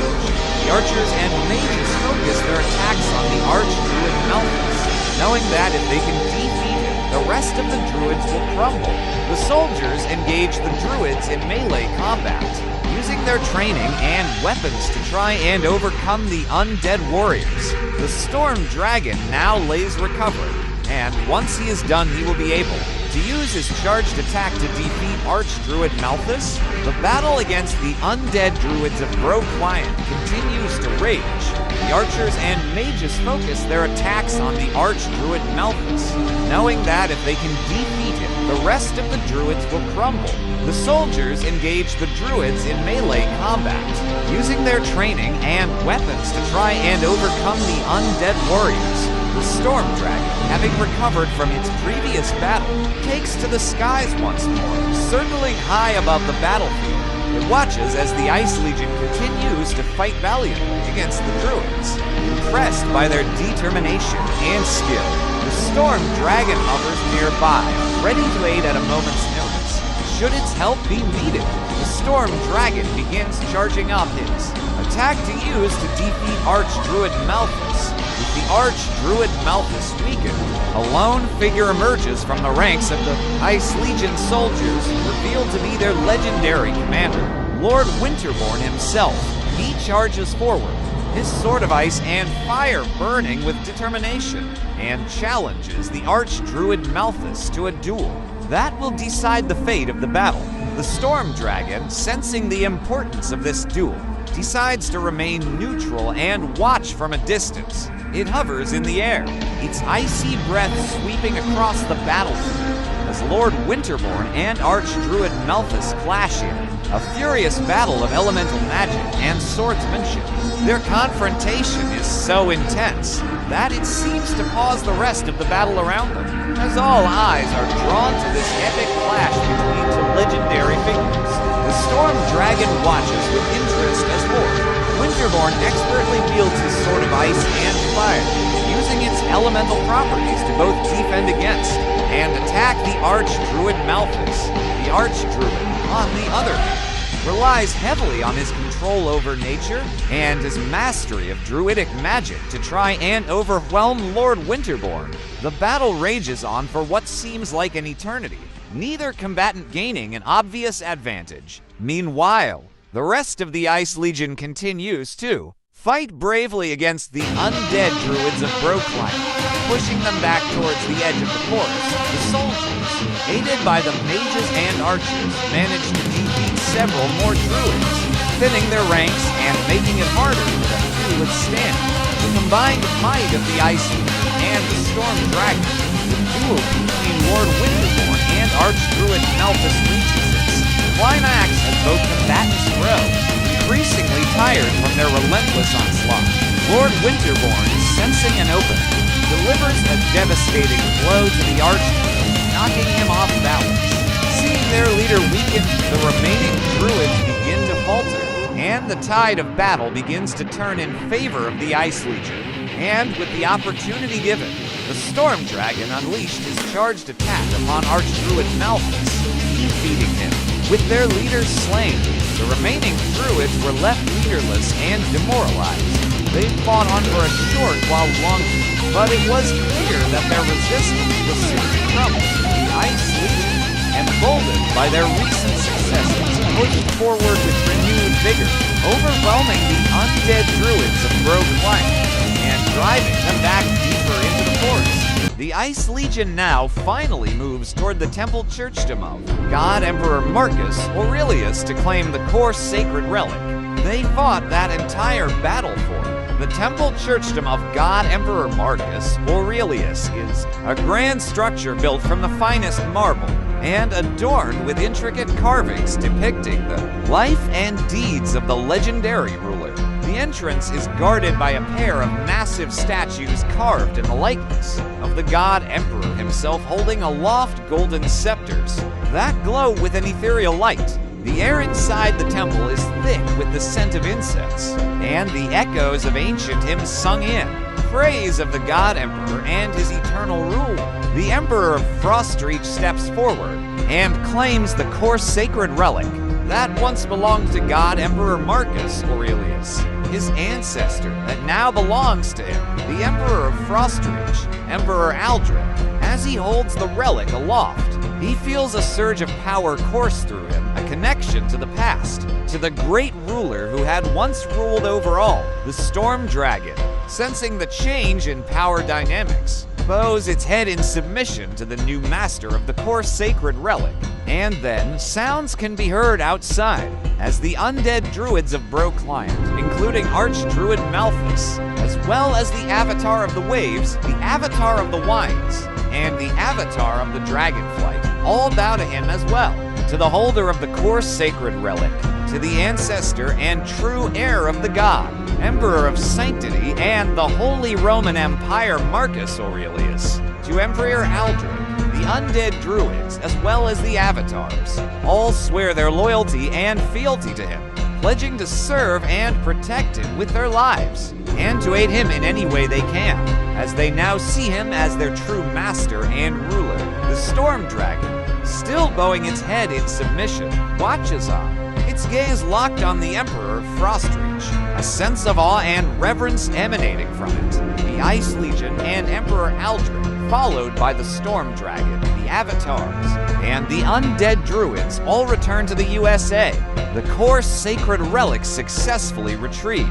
As they make their way through the lands, the people of the USA look upon them with awe and reverence, recognizing the significance of their victory and the power that now resides within their midst. Emperor Aldrich, now strengthened by the core sacred relic and the loyalty of his subjects, begins to rebuild the empire, restoring it to its former glory. Part 10. The storm state of California is suddenly struck by an invasion of mutant creatures. These mutant creatures, which seem to have originated from a secret research facility within the state, are extremely powerful and difficult to defeat. They possess a variety of unique abilities, such as the ability to control minds, shoot fire from their eyes, or manipulate the elements at will. The creatures quickly spread across the state, wreaking havoc and destroying everything in their path. As news of the invasion reaches the other states within the Empire of Frostreach, they spring into action. They send their most powerful and skilled warriors, such as the Elemental Lords and the Celestial Dragons, to assist California in repelling the invaders. The forces of Frostreach must not only defeat the mutant creatures, but also locate and shut down the secret research facility that created them. Meanwhile, within the state of California, the people are left reeling from the sudden and brutal attack. The creatures have laid waste to entire cities, rendering them uninhabitable. The government scrambles to coordinate a response, calling upon the National Guard and any able-bodied citizen to help defend their homeland. As the battle rages on, the people of California begin to question the ethical implications of their own government's secret research and the potential consequences of playing with forces they cannot control. The forces of Frostreach, led by their most powerful champions, begin to arrive on the scene. The Elemental Lords use their control over the elements to great effect, summoning tornadoes and hurricanes to batter the mutant creatures, while the Celestial Dragons soar through the skies, breathing fire upon the invaders and raining down destruction from above. The combined might of Frostreach's forces slowly begins to turn the tide of battle, but the secret research facility at the heart of the invasion remains elusive. Meanwhile, deep within the facility, the scientists who created the mutant creatures are frantically working to unlock their full potential. They believe that if they can fully control these creatures, they could rule the world and bring about a new era of peace and prosperity. As the battle rages on, they are forced to choose between continuing their research and joining the fight to save their own lives. Their decision will shape the course of the war and the fate of the world. Outside the facility, the combined forces of Frostreach and California continue their relentless assault. The Elemental Lords manipulate the elements with greater precision, creating powerful whirlpools that drown the mutant creatures and freezing them solid. The Celestial Dragons use their superior speed and agility to dart in and out of battle, picking off stragglers and supporting the ground forces. Inside the facility, the scientists debate amongst themselves about their next move. Some argue that they should continue their research and unlock the full potential of the mutant creatures, while others believe that they must escape and find a way to destroy their creations before they are killed or captured. The debate is heated, but ultimately, the scientists who wish to continue their research manage to convince the majority. They gather their equipment and begin to work on a device that will amplify their control over the mutant creatures, hoping to turn the tide of the battle in their favor. As the battle rages on, the forces of Frostreach and California make their final push towards the facility. The Elemental Lords, now in perfect harmony with their elemental allies, create a massive wall of earth and water that separates the mutant creatures from the facility, trapping them outside. The Celestial Dragons, meanwhile, fly high above the battle, using their immense speed and agility to scout for any signs of the scientists attempting to escape.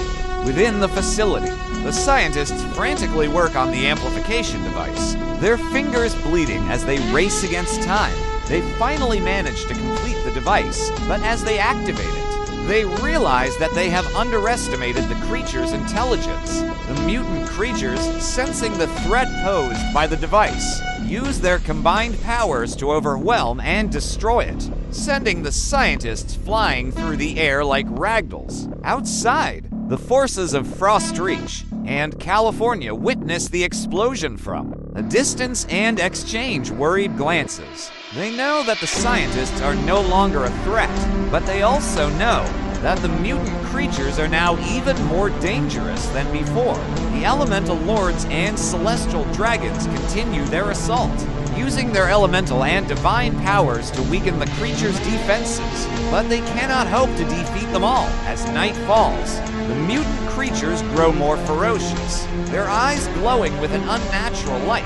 They seem to be drawing strength from the darkness, becoming more resilient and cunning. The remaining scientists, those who survived the explosion, gather their remaining resources and attempt to flee the scene, hoping to hide in the chaos and rebuild their lives elsewhere. The forces of Frostreach and California, now realizing the true extent of the threat they face, work together in a desperate attempt to contain the mutant creatures. The elemental lords focus their efforts on creating natural barriers, using their control over Earth and water to funnel the creatures into contained areas. The celestial dragons, using their divine might, try to weaken their foes from above, raining down bolts of lightning and fiery breath upon them. Inside the research facility, the surviving scientists manage to slip past the chaos and escape into the night. They vow to continue their work in secret, convinced that their creations can still bring about a new era of peace and prosperity if handled responsibly. As they disappear into the shadows, they leave behind a trail of destruction and a world forever changed by their actions. Outside, the battle rages on. The elemental lords and celestial dragons continue to fight valiantly against the mutant creatures, but their numbers are dwindling. The elemental lords, their powers waning, realize that they must find a way to restore balance to the elements before it's too late. They begin to work together in a desperate attempt to cleanse the land of the corruption that has taken hold. Meanwhile, the surviving scientists manage to evade capture and disappear into the night. They set up a new underground laboratory, hidden deep within the frozen tundra of the Arctic Circle. There, they continue their research, determined to perfect their creations and find a way to control them. Over time, they manage to create a new race of mutant creatures, more docile and intelligent than their predecessors. They hope that these new creatures will be the key to restoring balance to the world and ushering in a new era of peace and understanding. As the battle rages on, the forces of Frostreach and California begin to falter. The elemental lords, now weakened by their constant use of power, are forced to retreat, leaving the celestial dragons to fend for themselves. The mutant creatures, sensing weakness, launch a final assault on the remaining defenders, the celestial dragons. Despite their divine might, are overwhelmed by sheer numbers and fall one by one. In a desperate attempt to save what remains of their forces, the leaders of Frostreach and California order a full retreat, hoping to regroup and plan their next move. Meanwhile, the surviving scientists in the Arctic Circle continue their work. Unaware of the catastrophe that has unfolded, they make significant progress in their research, creating a new breed of mutant creatures that possess both the intelligence of human beings and the adaptability of their predecessors. These creatures, dubbed neo-humans, are able to communicate with one another and learn from their environment. The scientists believe that they have finally found a way to harness the power of mutation for the betterment of mankind. In Frostreach and California, the surviving forces regroup and plan their next move. They realize that the threat of them, mutant creatures, has not been completely eradicated. and that the elemental lords and celestial dragons must be restored to their former strength if they are to prevent another disaster. The leaders of both nations come together, setting aside their differences in the face of this common enemy. They form a united front with the goal of finding the surviving scientists and putting an end to their experiments once and for all. Meanwhile, the scientists in the Arctic Circle continue their work, unaware of the danger that looms. They successfully create a neo-human colony, teaching them basic skills such as agriculture and engineering. The neo-humans thrive in their icy home, adapting to the harsh climate and using their intelligence to survive. As time passes, they begin to explore the world outside their Arctic sanctuary, venturing south into the lands that were once ruled by Frostreach and California. The united forces of Frostreach and California track down the location of the Arctic Circle lab. Determined to put an end to the experiments, they launch a covert operation, infiltrating the base and taking out the guards silently. As they make their way to the main lab, they discover the neo-human colony, thriving under the guidance of the scientists. The leaders of Frostreach and California are torn. They know that the neo-humans pose a threat to the world, but they cannot bring themselves to destroy these creatures that seem so much like themselves. In the end, they decide to negotiate. They offer the neo-humans a chance to leave the Arctic Circle and join the rest of humanity, promising them a place to live and work in peace. The neo-humans, recognizing the wisdom and compassion of the leaders, accept their offer. They leave the frozen wasteland behind, following the surviving scientists south as they begin a new life among the people of the world. The neo-humans quickly adapt to their new surroundings, using their intelligence and adaptability to contribute to the advancement of society. They form their own cities and societies, learning from the mistakes of the past and creating a more peaceful and harmonious world. They establish trade routes and diplomatic relations with other nations, acting as ambassadors for their kind and promoting understanding and cooperation among the people of the Earth. The Empire of Frostreach comes up with the brilliant idea of using the neo-humans to exterminate their vicious mutant precursor prototypes. The neo-humans, understanding the threat these creatures pose to their newfound home, agree to aid in this endeavor. They use their intelligence and adaptability to track down the remaining mutants, using stealth and guile when necessary. As they hunt down the mutants, they also gather information about their lairs and numbers, sharing this intel with the leaders of Frostreach and California, with the neo-humans as their allies. The combined forces of Frostreach and California launch a coordinated attack on the remaining strongholds of the mutants. The neo-humans use their knowledge of the terrain and their ability to communicate with one another to outmaneuver and ambush the mutants while the soldiers of Frostreach and California engage them in direct combat. The campaign is brutal and relentless, but the neo-humans and their human allies prove to be unstoppable. They systematically hunt down and destroy every last stronghold of the mutants, eliminating the threat once and for all. In the aftermath of the war, the neo-humans continue to live alongside humans, using their intelligence and adaptability to further advance society.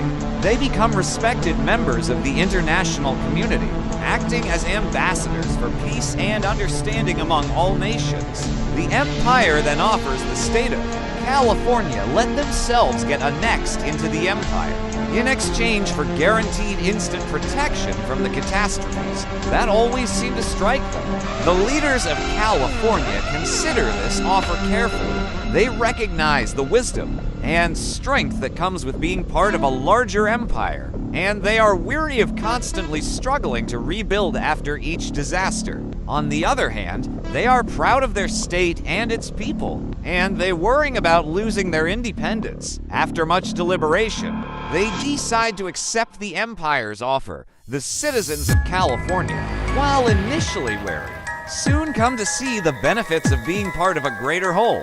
Trade flourishes, infrastructure improves, and the state becomes a shining jewel within the Empire. The neo-humans, too, feel more at ease within the Empire's protective embrace, and their unique perspective and abilities are welcomed by all.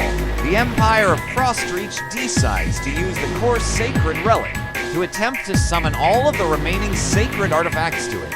The ceremony takes place in the heart of the Empire, deep within the icy caverns that serve as its capital.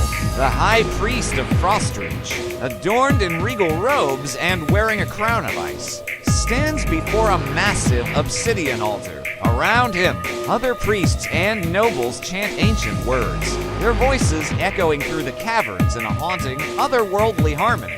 As the ritual reaches its climax, the priest holds aloft the core sacred relic, its glow intensifying until it seems to be the very heart of the frozen world. With a dramatic flourish, he thrusts it into the center of the altar. Immediately, a ripple of energy sweeps through the cavern, followed by a blinding flash of light. When the light fades, it becomes clear that the artifact has indeed summoned the other sacred artifacts to it. They appear around the altar, floating in the air, their glowing orbs spinning with otherworldly energy. The Empire of Sunhaven then decides to attempt to research advanced nanotechnology. The neo-humans, with their unique biology and connection to technology, prove invaluable assets in this endeavor.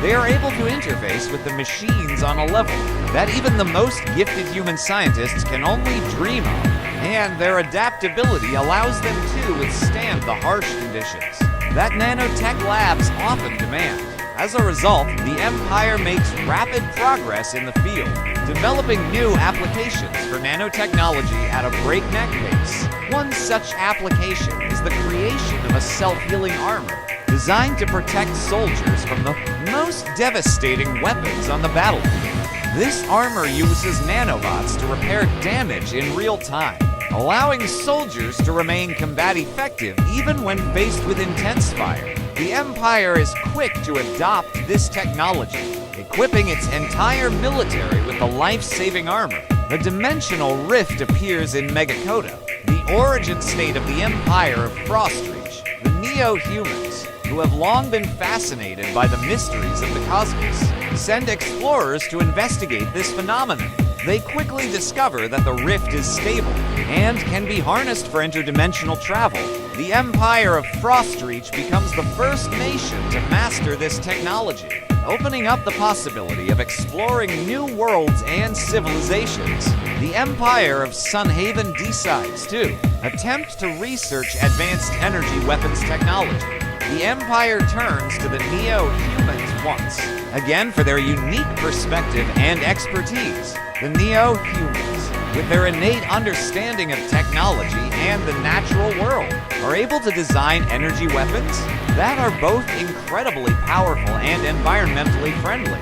The Empire's scientists are amazed by their progress, as the new weapons not only pack a devastating punch, but also have minimal impact on the battlefield and the surrounding environment. Part 11, Finale. The Empire of Frostreach now decides to attempt to do the ritual to create the true sacred relic by transforming the core sacred relic into it in a ritual using all of the other sacred relics and sacred artifacts.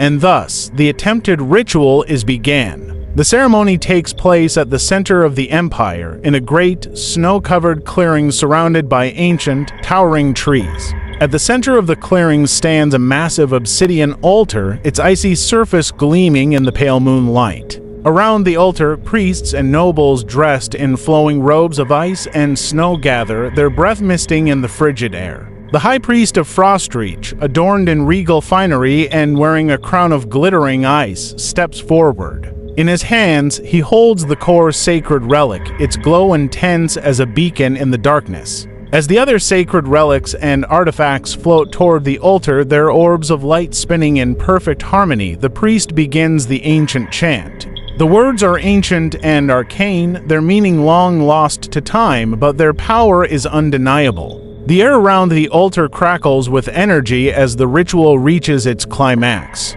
The neo-humans, standing witness to this awe-inspiring display of magic and might, feel a shiver of reverence run down their spines. The priest places the core sacred relic atop the altar, its glow intensifying until it seems to be the very heart of the world. With a dramatic flourish, he brings the other relics and artifacts together, forming a circle around the core. The final words of the ancient chant echo through the clearing, seeming to resonate with the very fabric of reality. A blinding flash of light fills the sky, momentarily washing out the stars. When the light fades, the observers are left gazing in wonder at the new creation, the true sacred relic. It floats above the altar, its glow now surpassing that of the other artifacts, its power undeniable. The Empire of Frostreach has successfully completed the ritual, and the true sacred relic now exists in their realm. Emperor Aldrich now picks up the true sacred relic, knowing that he is the only one who can now destroy the Dark Emperor.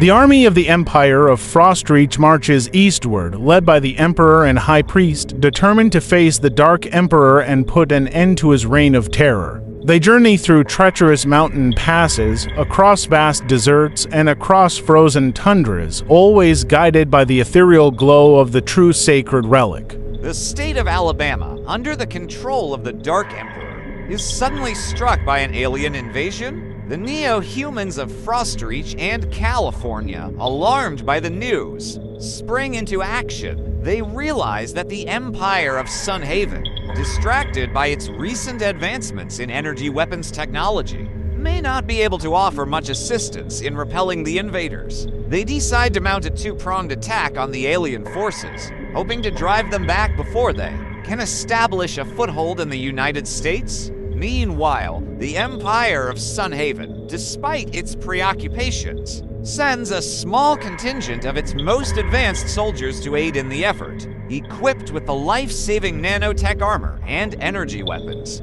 They are a formidable fighting force. As they arrive at the scene of the battle, they are awestruck by the scale of the conflict. Alien ships fill the skies, pouring countless numbers of soldiers onto the ground below. The air is thick with the sounds of explosions and the screams of the wounded. The neo-humans of Frostreach and California quickly coordinate their efforts, using their advanced energy weapons to take down the alien ships from afar while their soldiers engage the enemy on the ground. The aliens, however, prove to be a formidable foe, displaying advanced technology and strange abilities that the human forces have never encountered before. The battle rages on 4 days, with neither side gaining a clear advantage. Meanwhile, the small contingent of soldiers from the Empire of Sunhaven undergo an intense training program, learning to harness the full potential of their energy weapons and nanotech armor. They are eager to join the fray, but their superiors insist that they must wait for the right opportunity to make a difference. Finally, they are given the signal to engage, and they charge into the heart of the battle, using their advanced technology to turn the tide of the conflict. The neo-humans of Frostreach and California, who have been fighting valiantly but are beginning to suffer heavy casualties, are overjoyed when they see the reinforcements arrive. The soldiers from Sunhaven quickly form a cohesive unit, working seamlessly with their allies to push back the alien forces. Their energy weapons prove to be particularly effective against the aliens' armored exoskeletons, while their self-healing nanotech armor allows them to absorb the aliens' powerful energy attacks with ease. As the battle reaches its climax, the combined forces of the neo-humans and the Empire of Sunhaven manage to gain the upper hand. The aliens, realizing that they cannot win, begin to retreat, launching a desperate last-ditch effort to destroy as much as possible before they are forced to abandon their invasion. The skies fill with explosions as the aliens destroy their remaining ships, while their ground forces launch a wave of suicidal attacks against the human defenders.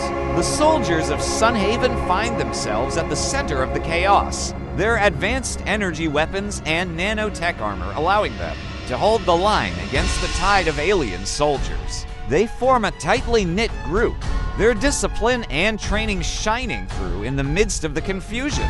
The Neo-Humans, impressed by their bravery and skill, begin to see them less as outsiders and more as allies in this common struggle. The Empire of Sunhaven decides to attempt to contact and establish diplomatic relations with the alien invaders to learn more about their technology. The Neo-Humans of Frostreach and California, impressed by the soldiers from Sunhaven, begin to collaborate with them more closely on other projects, including energy weapons research and nanotechnology development. The Empire of Frostreach decides to attempt to repeat the ancient god Emperor ritual once done on Emperor Marcus Aurelius now onto his ancestor, their emperor, Emperor Aldrich, using the true sacred relic, the Ice Elemental, the Ice Trolls, the Frost Giants, Icefang the Ice Dragon, Lady Winter, Merlin, the Amulet of Yender, Governor General Sword, the Lich King, the Storm Dragon restored back to its formed landscape-shaping form as the Storm Leviathan, the Undead Druids of Broclion and their leader Archdruid Malthus, the Avatar of the Waves, the Avatar of the Winds, the Avatar of the Dragonflight, the Neo-Humans, and the Dimensional Rift to attempt to perform the God Emperor ritual. The preparations take months, as the necessary pieces of the puzzle are gathered and assembled. The Ice Elemental, once freed from its millennia-long imprisonment, is awed by the power that now courses through its icy veins. The Frost Giants and Ice Trolls, creatures of ancient legend, are reborn into a world they thought long gone. Icefang the Ice Dragon, long thought to be nothing more than a myth, stirs from its slumber, its icy breath cleansing the land. Lady Winter, once a worthy enemy of the Empire, but now part of it. The day of the ritual finally arrives, and the procession begins. Emperor Aldrich stands atop a dais, surrounded by his most trusted advisors and generals. The Lich King, clad in his undead armor, wields the Amulet of Yender with unholy glee. Governor General Soren, his face etched with worry, looks on, unsure of what the future holds. The Storm Dragon, restored to its true form as the Storm Leviathan, soars through the sky, its presence a testament to the power that is about to be unleashed.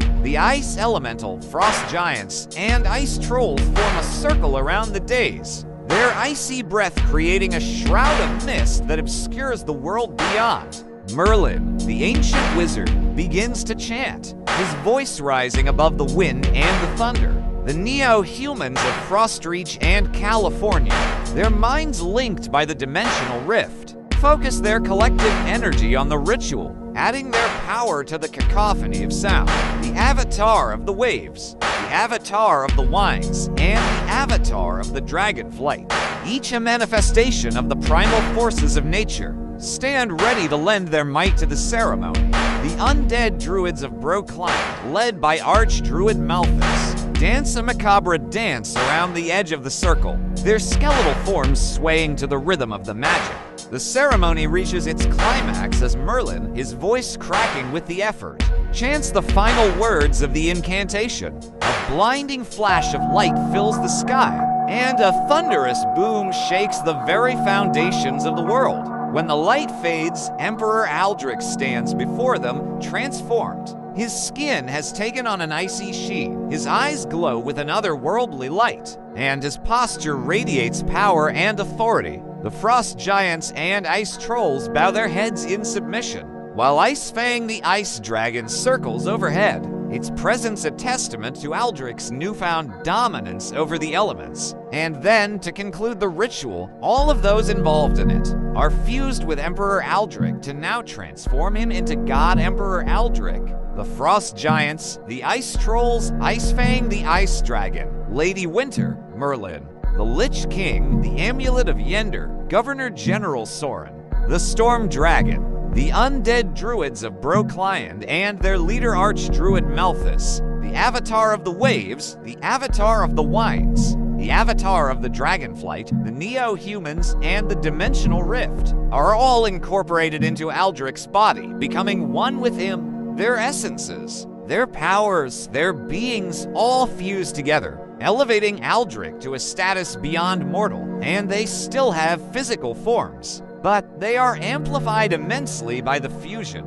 God. Emperor Aldrich then looks down at the now godly amulet of Yender around his neck, and the true divine relic, which has now evolved into the godly divine relic in his hands, ready to now carry the legacy of his ancestor. In Megacoda, the capital state of the Empire of Frostreach, the previous god emperor, Marcus Aurelius, returns following the ascending of the Emperor of Frostreach, Emperor Aldrich, into God Emperor Aldrich.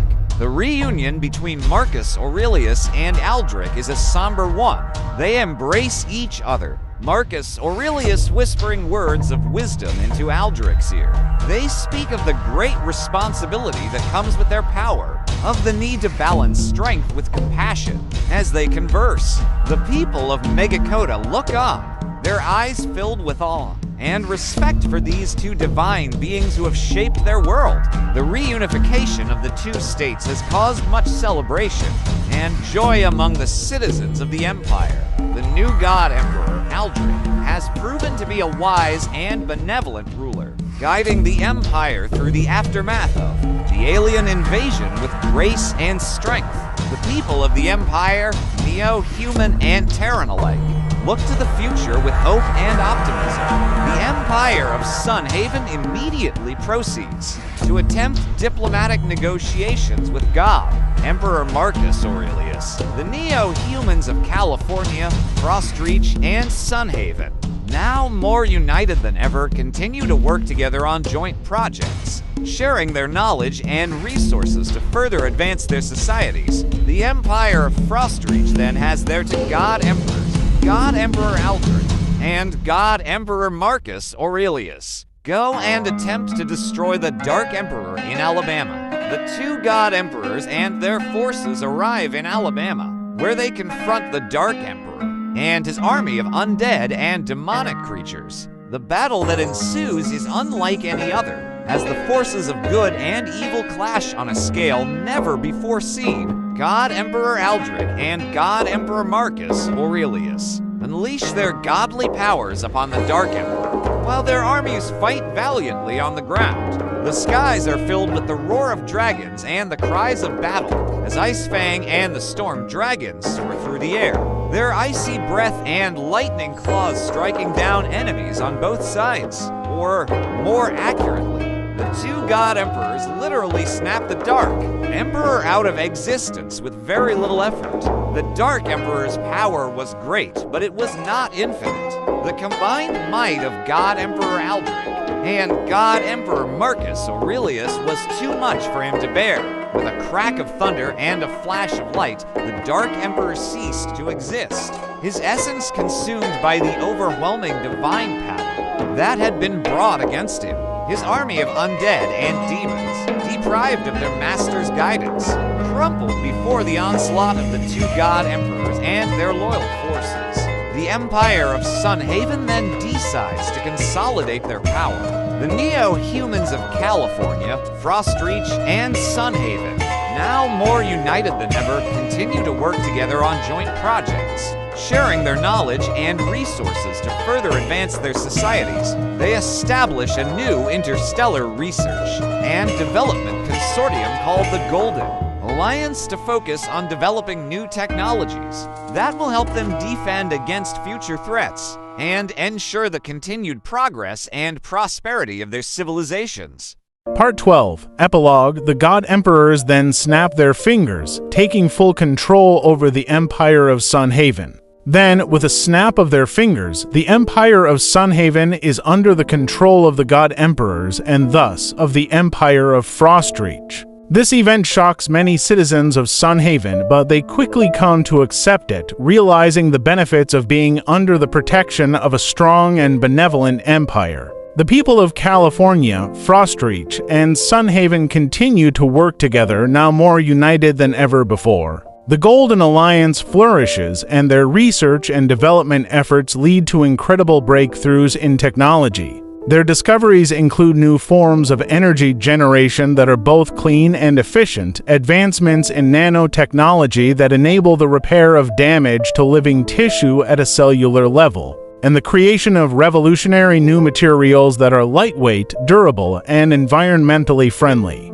These breakthroughs not only improve the quality of life for the citizens of these nations, but also make them a dominant force in the galaxy, as they are able to share their discoveries with other civilizations and help them overcome their own challenges. The two god emperors, now reunited, decide to return to their respective empires, leaving behind a united force of legions, knights, mages, dragons, and elemental beings to govern the newly united lands. As they depart, the people of both empires look on in awe, their hearts filled with hope and gratitude for the divine guidance that has been bestowed upon them. Back in the Empire of Frostreach, God Emperor Aldrich rules with wisdom and compassion, always mindful of the responsibilities that come with his godlike power. He continues to uphold the traditions of his ancestors while embracing new ideas and innovations, ensuring that his empire remains strong and prosperous for generations to come.